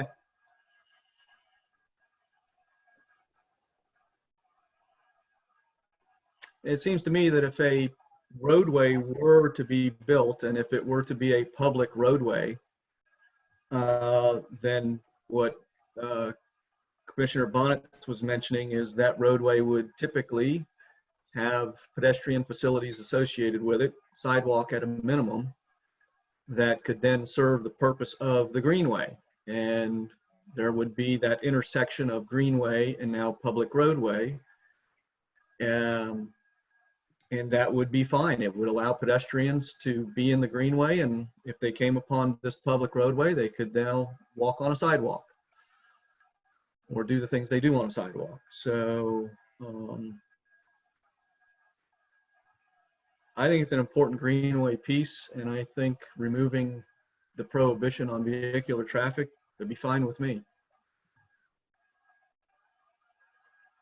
Just to be clear, when we talk about terminating the greenway rights or removing that prohibition, are we talking about just that 250 feet from the end of Martin Luther King Jr. Drive to the sewer, or the additional easement on the property? The only easement we're talking about, Mr. Shipp, is what is in this easement granted by the fairgrounds to the town. Which, if you look Okay, at so that, they're not it's a suggesting. 250-foot strip. Okay, so this, either way, the greenway easement along the creek would remain in either case. If there is a greenway easement along the creek, I don't know if there is one. Right. I have no idea if there currently is one. But if there is one, this would not affect that. Yes, that's the answer. Okay. This easement stops at the northern boundary of one of the two existing 20-foot town easements. Okay, understood.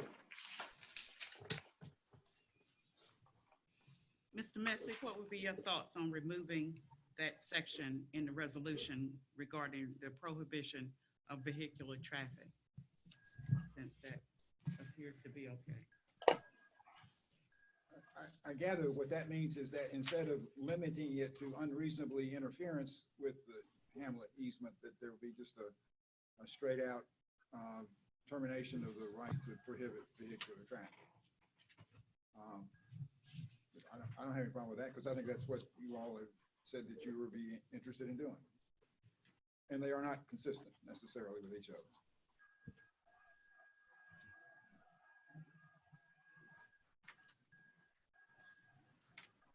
Well, I would have to reword it, but I can do that before your next meeting.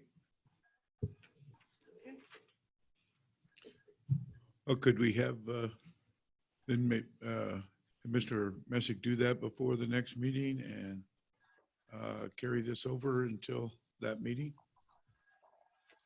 Does that make? So move. Is that pleasing with both parties? It's not ideal, but it's the best we can do for tonight. So, you know. Yes, what Mr. Eagle said. I'd also said, thank you all for trying to think creatively about this. We'd Yes, certainly thank you prefer very the much. agreement, but we appreciate your attention to this.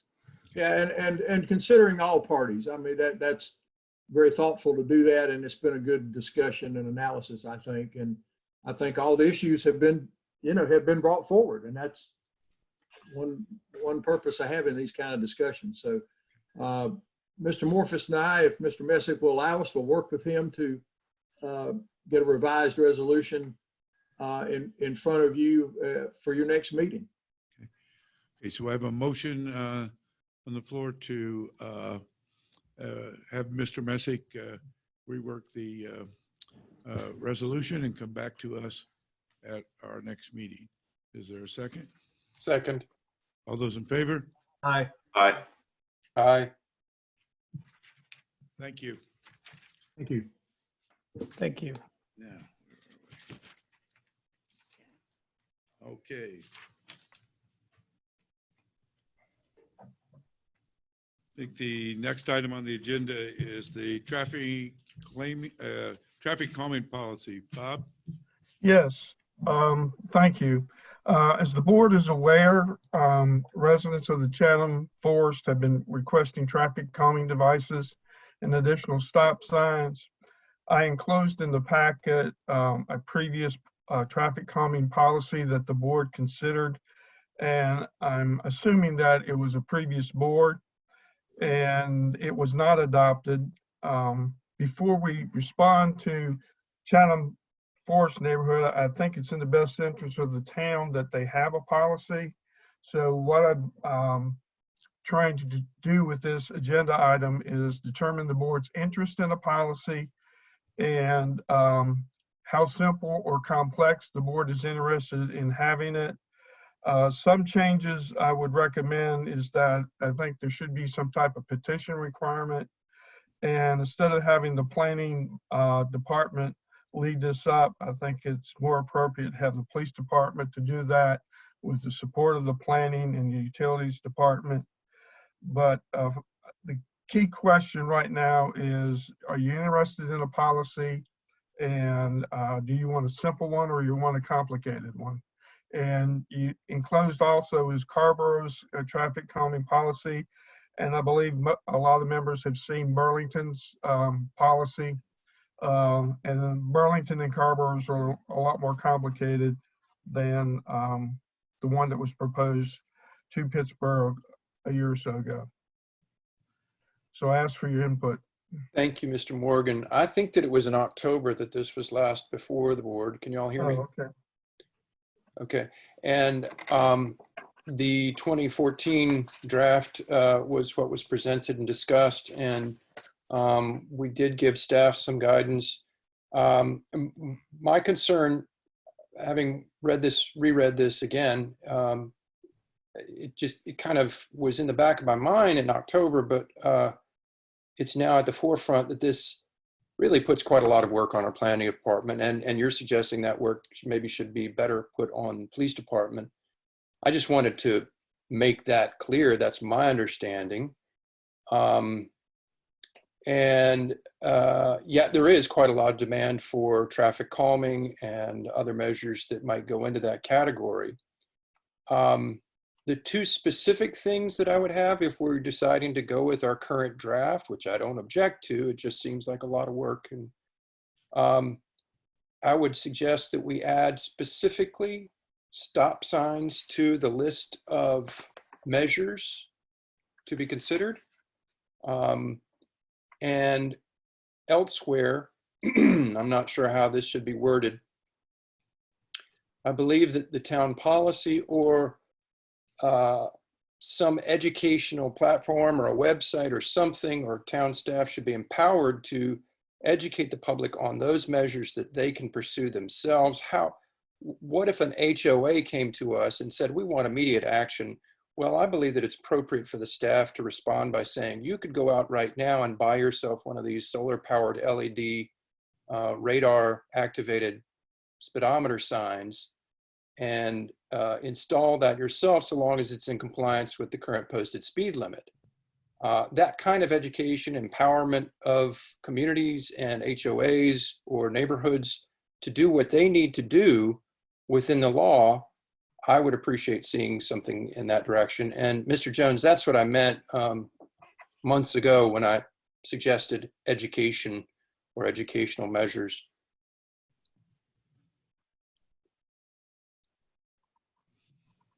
Okay, understood, John. Any other thoughts for? I'll say I'm in favor of a policy and a simple policy. I know this has come up on Park Drive and Oakwood Drive as well. I reviewed the Carborough. I've seen Greensboro. I think they are complicated, and they may have got to that point out of a need over time. But I think for now we could keep things simple. And to that end, I think we could also just, in terms of this policy, we could say the town will, and not necessarily, sign Jeff up for it or anybody else, and leave that up to the discretion of the town at the time, who's the best resource to accommodate what's necessary. I do like the petition aspect of it. I'm speaking about the 2019 draft here as well. I only got one page of the 14 draft previously in the packet. So I think the only thing I would add to that is that we use that device we have to check the current speed of the vehicles, the count and the speed of vehicles going through there, since we have that available. Because some of the later parts of it, it talks about, it says that speeding is a problem in safety and things like that. So I think we need to quantify that in some way. But I believe the town has that tool in the utilities department. I too would agree that we need a policy. It took me just till today to say, wait a minute, the one we have in our packet is old. I thought we had done some work on it back in October of last year. So my recollection is we did work on the 2014 version, came up with some edits in 2019, and it seemed that it was an improved document. So I think we should probably reassociate or reintroduce ourselves to that 2019 pack and let that serve as kind of a starting point, because it seems to be simple enough but sophisticated enough as well. And I think it does lean on the expertise of planners and engineers, and that's probably appropriate when we think about transportation issues, because this is definitely a transportation issue. So I would, I'm in support of having a policy, and I think working off of the 2019 that we issued it was an October meeting of some sort. I forget. I think it was. I apologize. I thought I had the last draft of it. And I think, Mr. Jones, I think that there was a petition section language in there calling for petitions at the judgment or discretion of staff. Is that right? John, I was not the drafter right, of that policy, so I'm not sure. I'm like Mr. Morgan. I had not remembered the 2019 draft because Okay. Brian was totally handling that. Okay. But we can certainly bring that back to light, and I can work with staff and Mr. Morgan to take a look at that and go through it and bring it back to you all.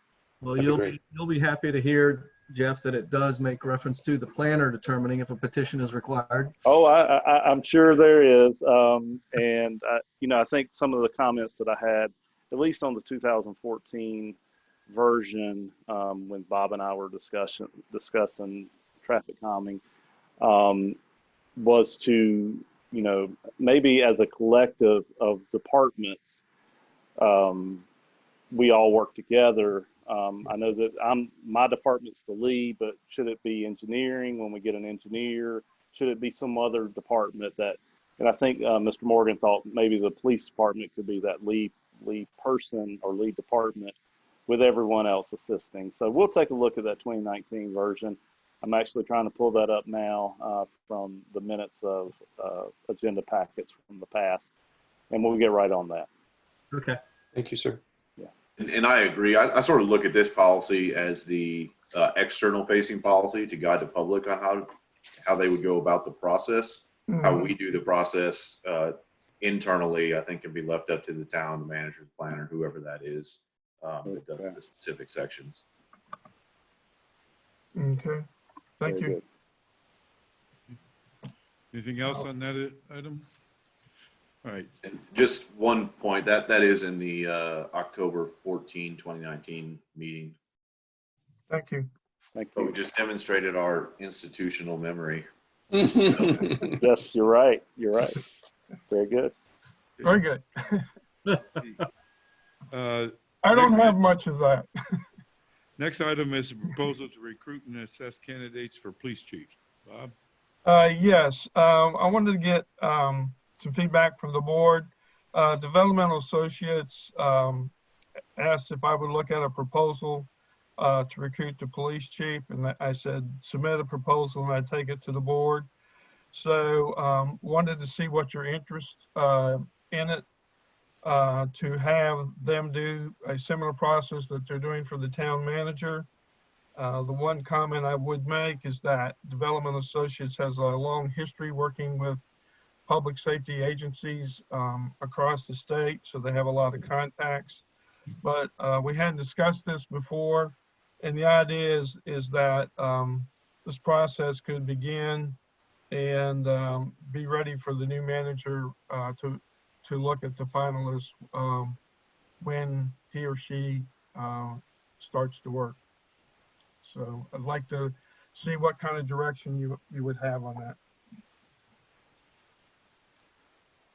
Well, my impression was actually to wait until the manager was on board to kind of spearhead this effort. I don't want a manager to come on board and say, okay, here's the 3 people you choose.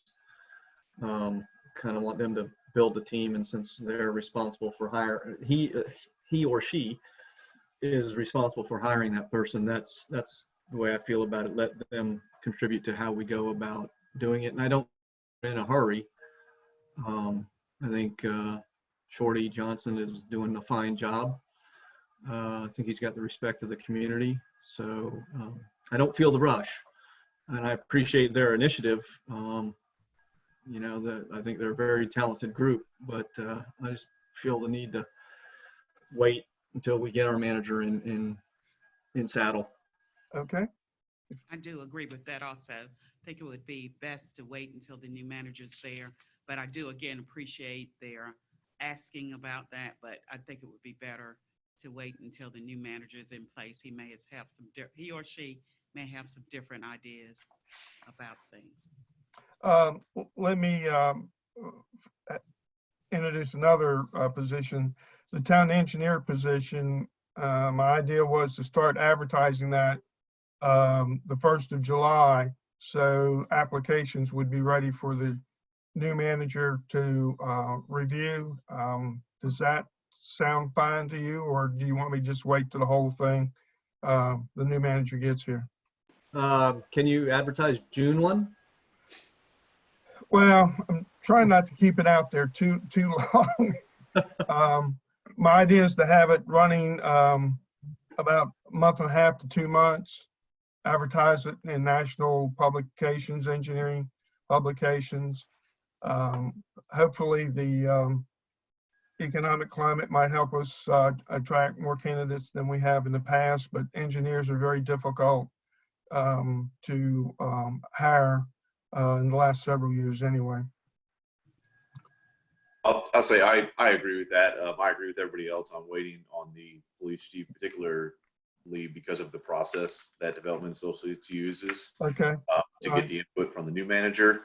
I think it is clear from their qualifications that they hire every other public safety official in the state and run all the process, all the promotion processes for them. So that's a good promotion of them. But I totally agree with the town engineer. Have the resumes on the desk the first day the manager arrives. And okay, if the board's in agreement with that, that's what I'll do.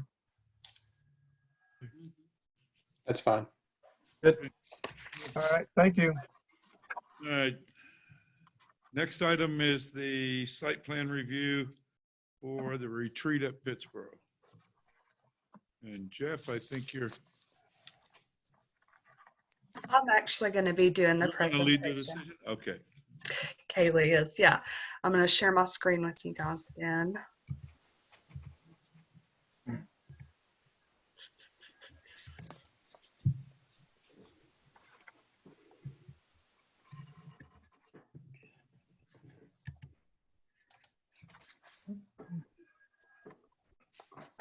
Well, Got it.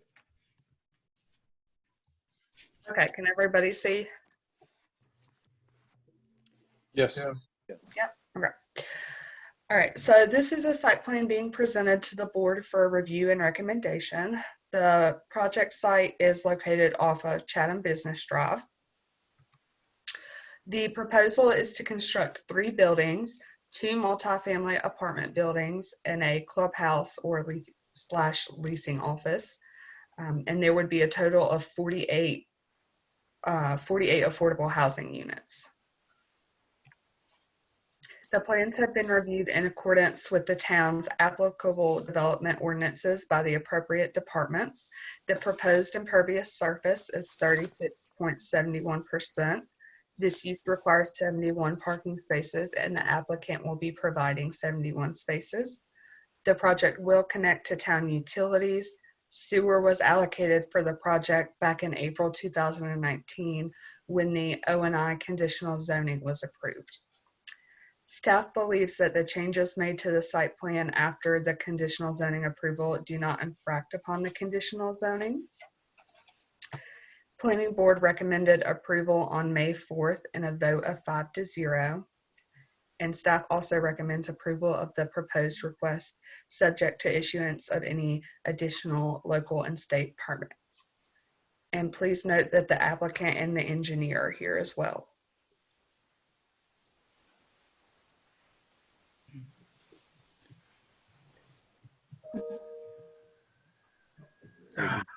Take that. There we go.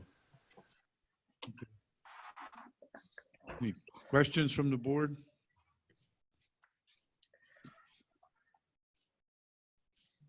This is Kyle. I've burned a lot of keystrokes on this over the last week, but not really in regards to the project, more in regards to the process. Big fan of the project. I think it has been a learning process for us in terms of conditional zoning overall. And the lesson there is that we have very, very limited conditions for this project. And so there's very limited conditions to review the approval on. So it's something we really need to watch in future zoning decisions. But I think in terms of this project, and particularly that it's providing 48 affordable housing units, I think it's a good thing overall.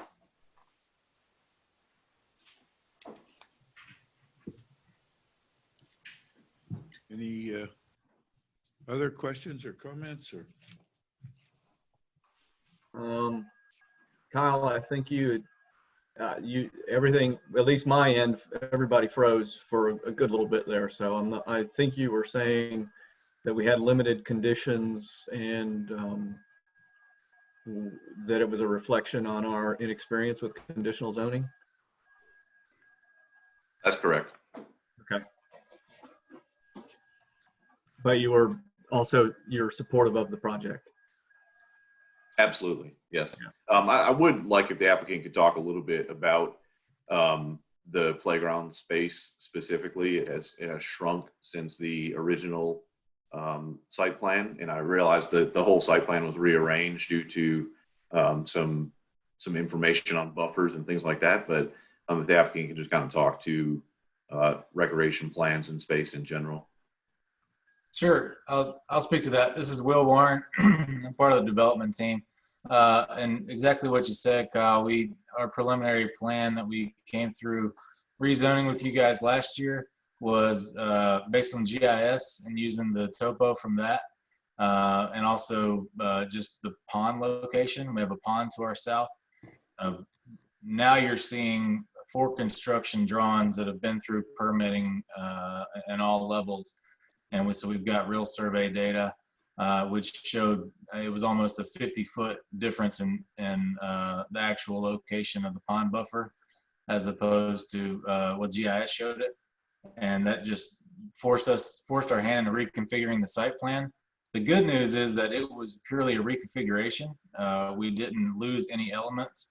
And the playground, I don't know what we showed originally, but I'll say that this is certainly sufficient with what we see on similar projects we have in our portfolio. Adjacent to the play structure for the young kids, you've got a picnic shelter with tables and grilling. We've also got a full separate community building that's got a community room. We stock with board games. The kids, we've really seen great results with just the kids taking to that. And then we also have a computer room that's going to have a couple computers and printers that we've seen used for schoolwork as well as gaming. So there's multiple amenities that'll draw the young kids at this family property.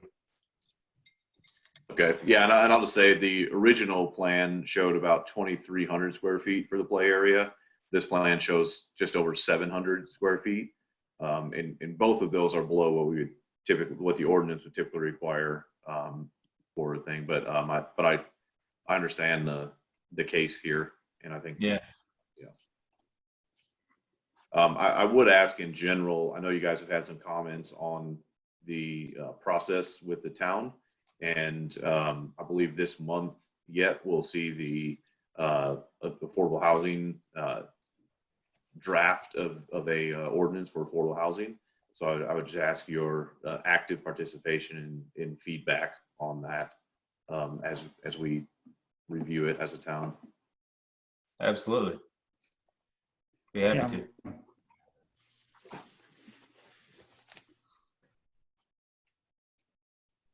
Yeah, this is Richard, actually. Can you hear me? Yes. Yes.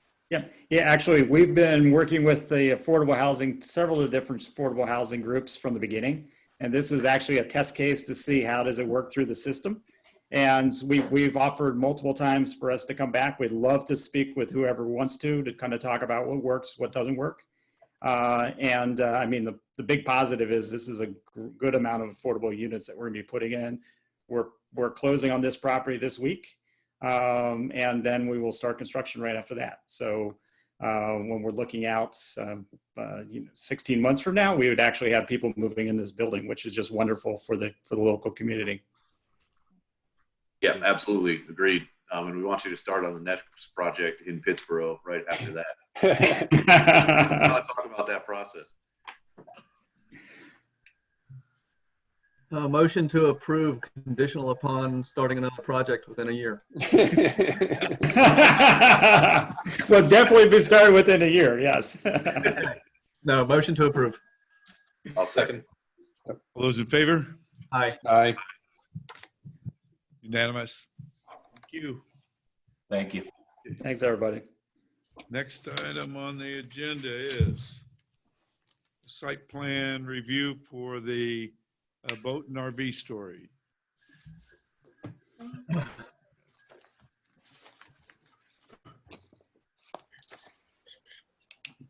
Okay, so this is a site plan being presented to the board for review and recommendation. The project site is located off of Eubanks Road. The proposal is to construct 4 buildings to be used as self-storage for boats and RVs. The plans have been reviewed in accordance with the town's applicable development ordinances by the appropriate departments. The proposed impervious surface is 58.2%. This use requires 8 parking spaces and the applicant will be providing 8 spaces. The project will use well only because town utilities are not within the vicinity. The planning board recommended approval on May 4th in a vote of 5-0. And staff also recommends approval of the proposed request subject to issuance of any additional local and state permits. And please note that the applicant and the engineer are here. Thank you. Any questions from the board?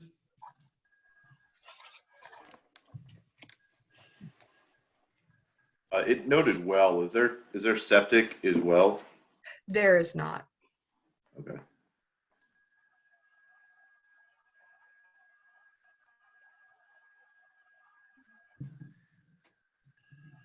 So there's no restroom? No, no restroom. Okay.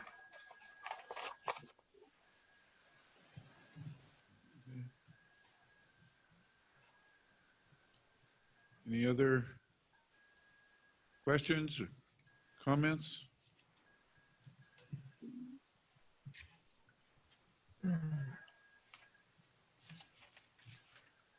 Okay. I would, in the absence of any further questions or comments, I would accept a motion.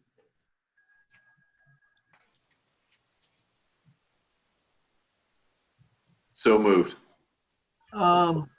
You know, I was just looking at the GIS, and I think maybe the county GIS is incorrect. It seems to have it designated as PDD. I don't know. I'm not sure why. I have not seen that one. I have looked at it. I haven't checked the county GIS lately regarding that parcel. It's the one next to it, Michael. It's C2. Yeah. So it's what parcel number is it? Oh, 93568. 568. All right. I'm sorry. Yep. That was strange. Yeah, I think the alignment's a little off. It shows it like partially in PDD, but I think the alignment is just off in that corner. Correct. There's a motion to approve. Is there a second? Oh, I see. Okay, second. All those in favor? Aye. Aye. Thank you. The next item on the agenda is the Water Quality Task Force report. And I think you have that in your package. And I believe that, John, you would ask that we put this on the agenda under new business. Yes, I did. Thank you, Mayor Nas. This is our first communication from the task force. This is an issue that many of us were very concerned about, and I'm very pleased that the task force has continued work even under these difficult circumstances of social distancing and the pandemic. But I really just wanted to hear a conversation with this board, hear others' thoughts on this memo, given that it's our very first communication from the formal communication from the task force.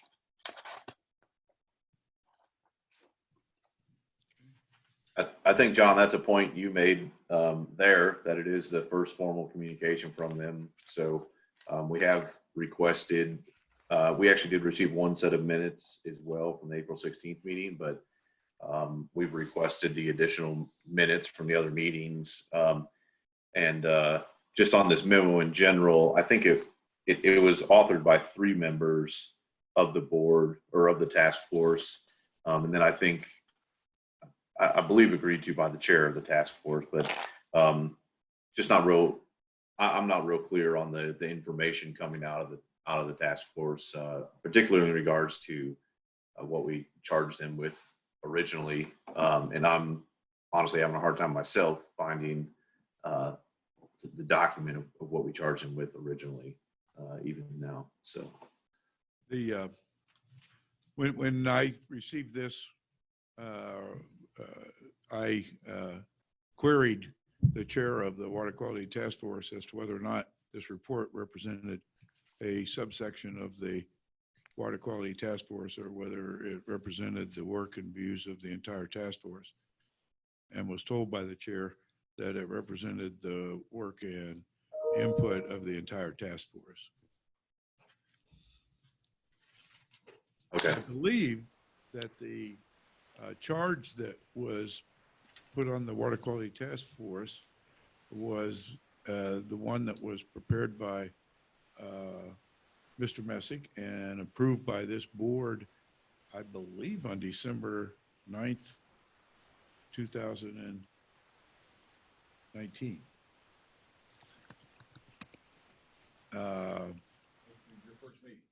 Yes, exactly.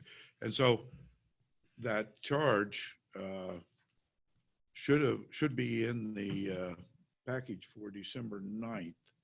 And in the December 9th meeting, we approved the 17 members of the task force and then the joint meeting in January. And then I know in January, we talked about some specific items we wanted them to look at. And that's in the January, I think, 13 meeting minutes. Yeah, but I thought that I remember seeing another document that talked about some of the incorporation of the task force and things like that I haven't located. But I'm not sure that all that process is that important necessarily to the overall thing. But I think, some of the things that we're looking for, and it seems like they're looking for in the April minutes as well, is like the report on how the pilot plant is doing. So they talk about some solutions, potential solutions here in this memo, but we don't have the results of that I'm aware of the pilot plant yet. And so, obviously a lot of the reason spending the money on the pilot plant was to determine what is actually effective for treatment. And I was thinking that would come before recommendations for specific solutions would come.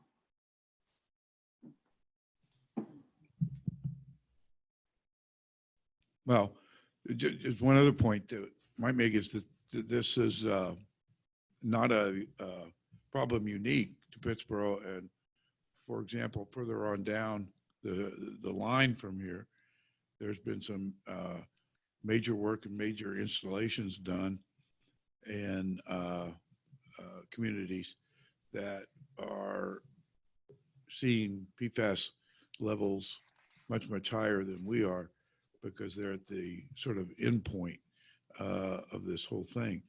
And I thought it would be useful perhaps for the Water Quality Task Force to get in touch with some of those communities that have actually, for example, put in reverse osmosis treatment in their plant, and how that worked and how that helped. I'm thinking of Brunswick County down along the coast, where I know that they put in a significant amount of reverse osmosis in their plant. Works very closely with the environmental folks in getting that done, and it's already in.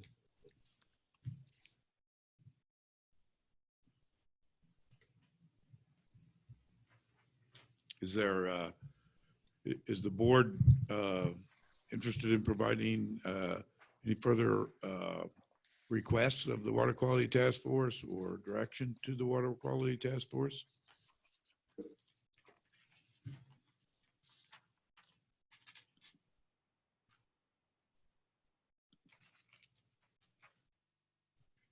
Are we?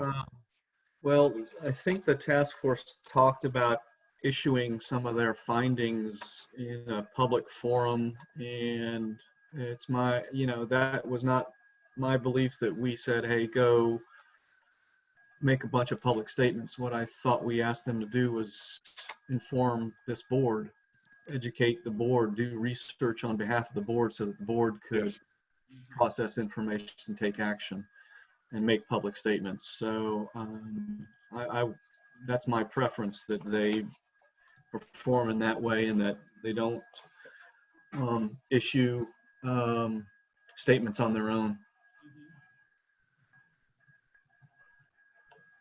And I was really keen about, what's going on upstream and looking into what can and what kind of strategy we can use to influence the folks upstream that are, depositing the materials. And I didn't see a lot about that, but that's one I'm really quite keen on. So that's one of my key interests is having them do some of the legwork to research what is possible and what would be a recommendation on how to go about affecting change upstream.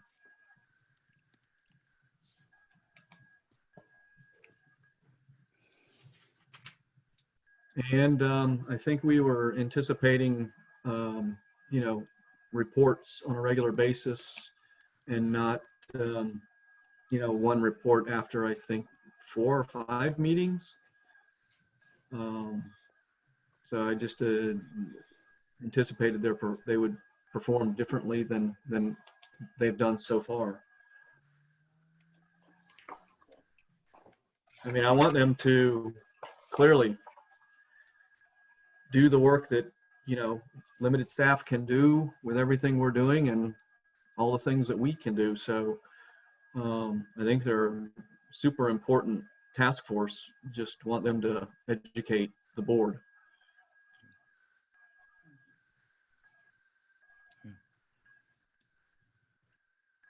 I think maybe if we can give them a slot at the next meeting, if they can get us the remainder of the minutes as soon as possible, and then if they could make a presentation at the next board meeting. I think again, I can't find the document. I'll keep looking, but I think we originally had it ending June 1st without extension. So it's something we really need to look at of what's been completed, what we would still like them to do, and what an extension might look like.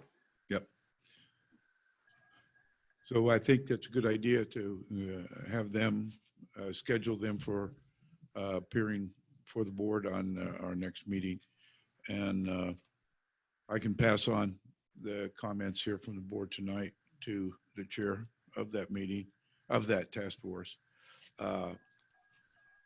One thing that might be of interest, and in fact, I know it's not widely known, but the EPA has formed just as very recently formed a cross departmental group to look solely at this whole question of PFAS. And it involves both pulling people off of that are ordinarily assigned to air, as they break it up to air and water, and assigning them to the water group because of the urgency in their directive to get busy on this issue. And there have been, I know, at least 3 significant, almost day-long sessions of this new group from EPA encompassing both air and water, including a lot of their attorneys, to get something on this. So that's worth watching as well. And I'll try to keep on top of that. That sounds really good. I appreciate that, Mr. Noss. Okay. Well, this is a good conversation. I thank board members and the mayor for sharing these thoughts. I am curious if there were any preliminary reactions, perhaps, on some of the current recommendations. I think that the report was pretty clear that, you know, these were kind of, they didn't use the word preliminary, I don't think, but current recommendations with the expectation that further work would be done. And especially with regard to helping the board digest and grasp the outcome of the pilot scale demonstration of the advanced filtration technologies at our treatment plant. And I think that there were some other goals there. They escape me at the moment, but I'm curious, because of the urgency of the situation, if there are any thoughts regarding the short-term recommendations.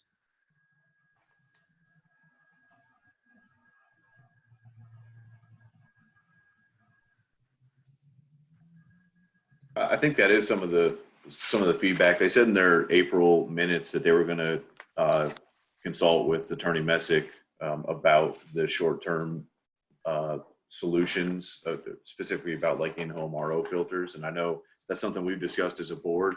I don't know if that's feedback that's made it back to the board or if they've contacted Mr. Messick, but I think we need to make sure that their recommendations align with what we're actually allowed to do as a town as well. Or we could use their assistance coming up with, alternative solutions with other groups or that the town is able to accomplish. Mm-hmm.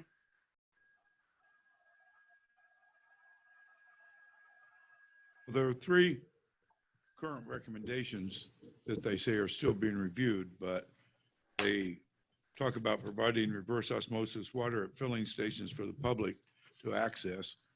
And they say no charge to low-income customers, fund in-home reverse osmosis filters, and then provide large water storage tanks for public schools and healthcare facilities by the beginning of 2020 fall semester. Those are their 3 current recommendations that they are still reviewing. So they say, as they say in the report, and hopefully their further review of those 3 would be a part of their presentation to the board at our next meeting.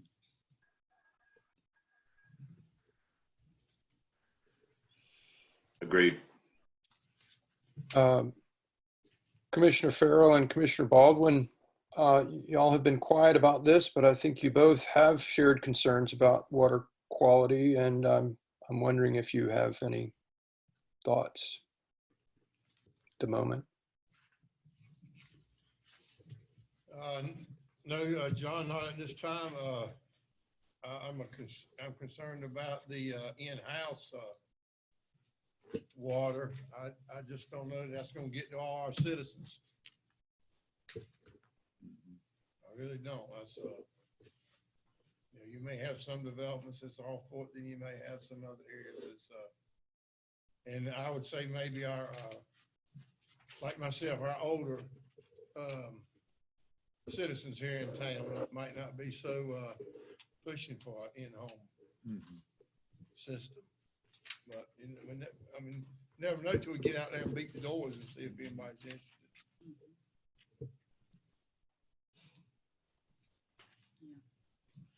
That's true. I think the report was good. We also need to look at what we actually charge them with to make sure that this was what we really want from them, or basically the starting point. Was this supposed to be the starting point for what we wanted? Because I'm not clear, and I can't recall rather what the charge actually was for them to report to us. But I did read through this, and they did and recommend, town hall meeting with the representatives and things such as that. But I would like for them to report back to us before, placing things on the website. That would be good to report to us first and let us know what's going on before the public gets it and they say, call us on the phone and say, well, what is this? So, but we do definitely need to look at the charge again to make sure that things are going the way we'd like for them to go.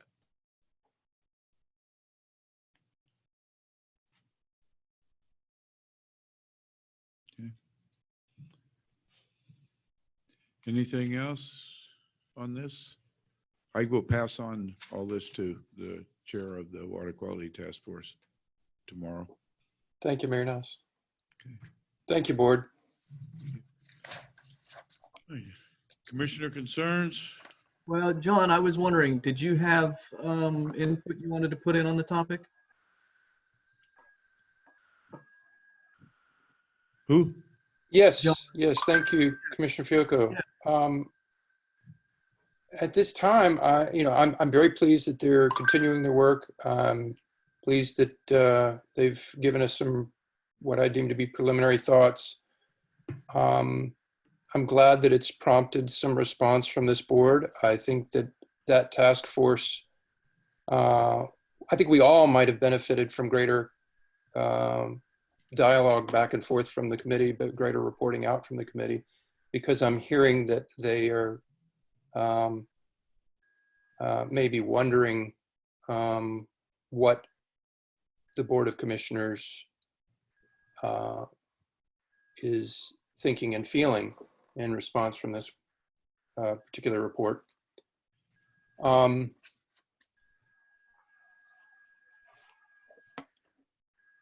As I've said many times before, I do feel that there's an urgency to this situation. And I think it would be completely in line and appropriate for this town to commission, I don't know, $5,000 or $10,000 to build a filling station on the backside of Town Hall property, right there by our bulk water dispensing station, with a reverse osmosis filter in it, so that citizens who can't afford their own in-home filtration can obtain reverse osmosis filtered water.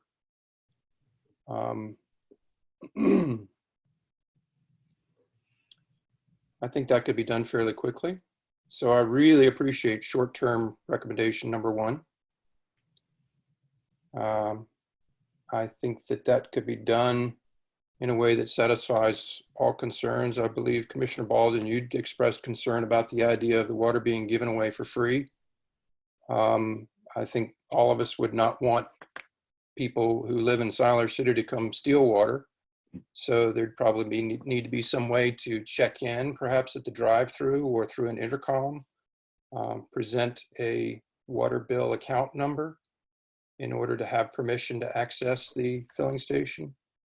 But all of this is, these are details that I'm confident our staff could work out if that were something that this board wanted to make happen.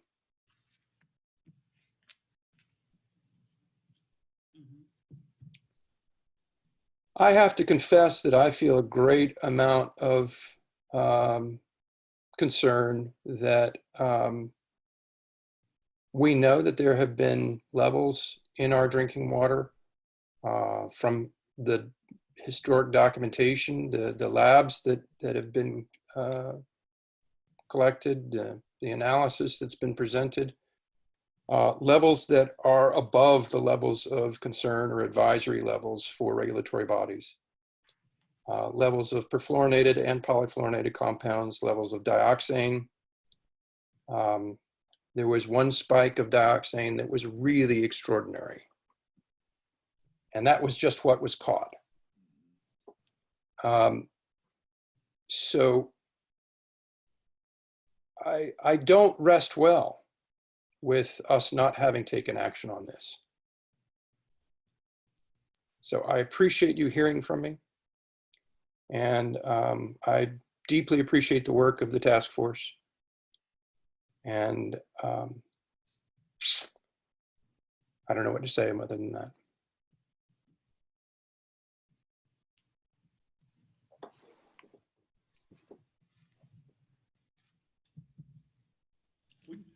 The water station idea is intriguing because it is, could be something done but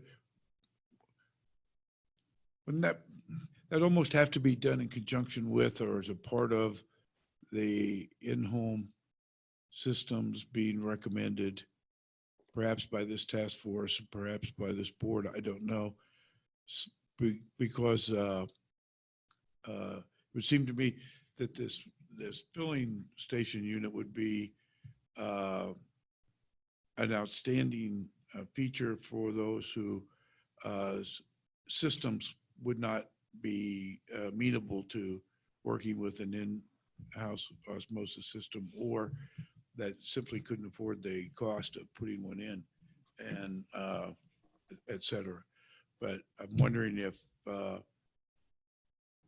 perhaps we could ask the task force to take a look before our next meeting at how one might sequence and prioritize these action steps, because I would think that the kind of filling station that you're talking about could be put up rather quickly. I think the idea of a filling station would be great, but certainly it needs to be, Mr. Pickett needs to be involved in that as well as Mr. Poteet. So that's something, and of course, the town manager as well. So I think that would be one of the initial quick fixes for a short period of time. But I definitely think that should be one of the first things that they talk about in terms of a quick, some type of quick resolution, but not long-term. So that may be something that could be done pretty quickly. But definitely Mr. Pickett and Mr. Poteet, as well as the town manager, that's something they would need to go on and well, the task force could certainly meet with them, or the chairman of the task force, whichever, but that's something that could immediately be done. And they could work out the particulars in reference to that, I believe. I think so. And is the concept that the water is dispensed free of charge? Well, I don't know. Yeah. One of the things I'm concerned about is just the optics of folks waiting in line to get water from the town. I know this is they've got a system in the marketplace, and I wonder if it wouldn't be possible to, install this system in a commercial facility of some sort as opposed to town hall. I think we could even potentially partner with the marketplace, where if you go in and show your water bill, you get a reduced rate for the water that they have available. Something. Yeah, that's a nice idea. Yeah. I don't know. I'm worried about what it looks like.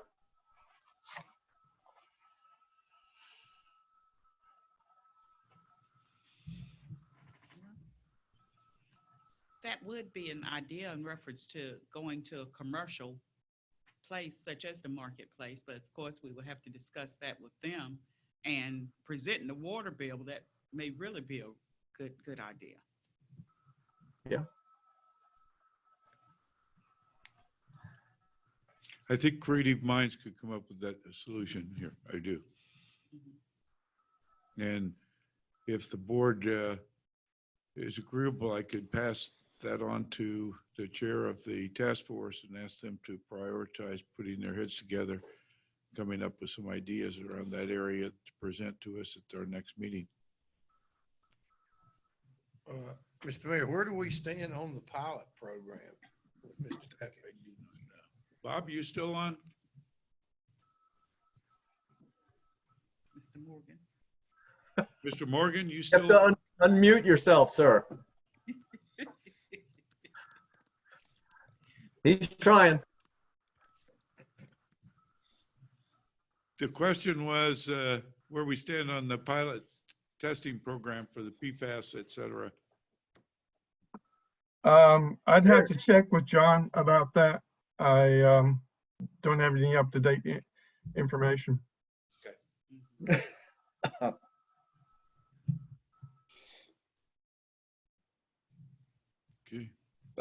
Thank you, Commissioner Fiocco, Commissioner Ship, and Commissioner Baldwin. Those interesting brainstorms about the Chatham Marketplace or some other commercial establishment and the town partnering. It's great. I really appreciate that. And Mr. Richard Angino chimed in on the text messages over here that many renters or most renters wouldn't have a water bill. So that would be a wrinkle that I'm sure that the task force could think through.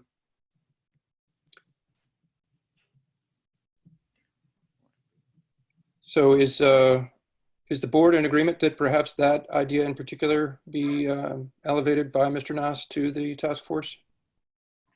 Yes. Yes. Okay. Yes, I will talk to the chair tomorrow. We will get going on that. Very good. It's a constructive conversation. I know that this task force's work will continue, and I really appreciate everyone's attention to this matter. Okay, anything further? Not, we'll go to commissioner concerns. Jay?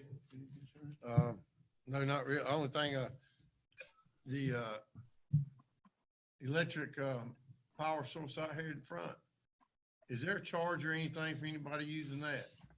I don't think so. No charge. The No. reason I'm asking, when I pulled up there, a gentleman pulled his car up there and he walked home, so, yeah. He don't have electricity there. I'd like to get some free gas. don't have anything. Uh, I don't have anything. Okay. Commissioner Ship, do you have any concerns?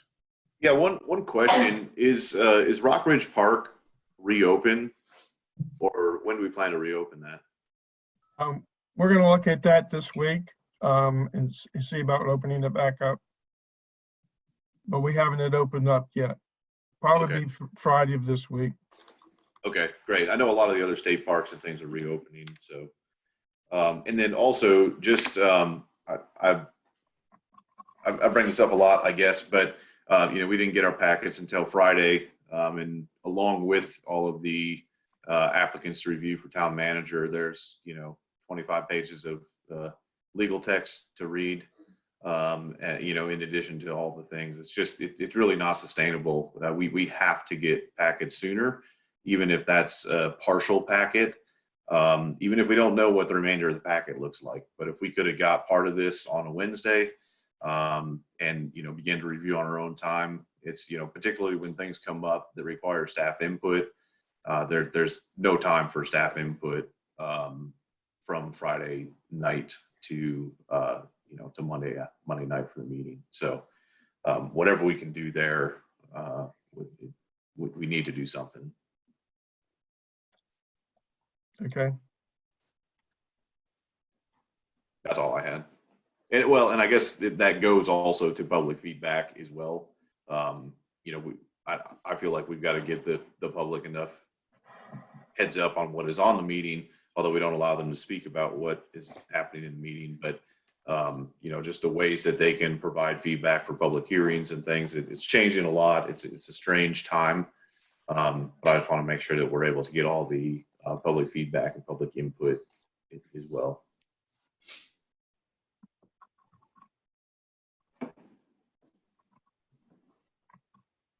Any other commissioner concerns? I would appreciate if when we are provided maps that they're legible and that they are to the scale they were intended to be viewed. We had one item on tonight, the conditional zoning that talked about the site and what it was going to do, but the 8.5 by 11 was completely illegible to me.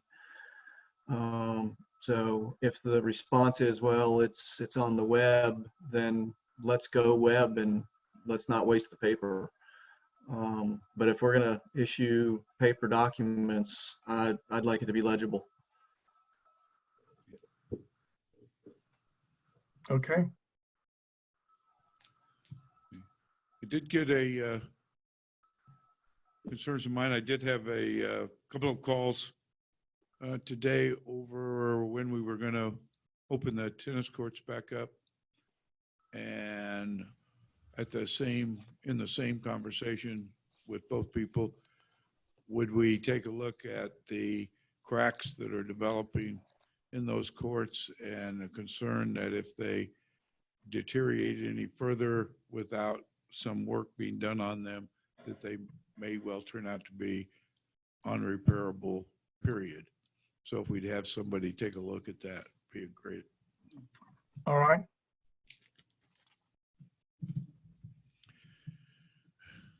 Anything else? Thank you all. I would entertain a motion to adjourn. So moved. Moved.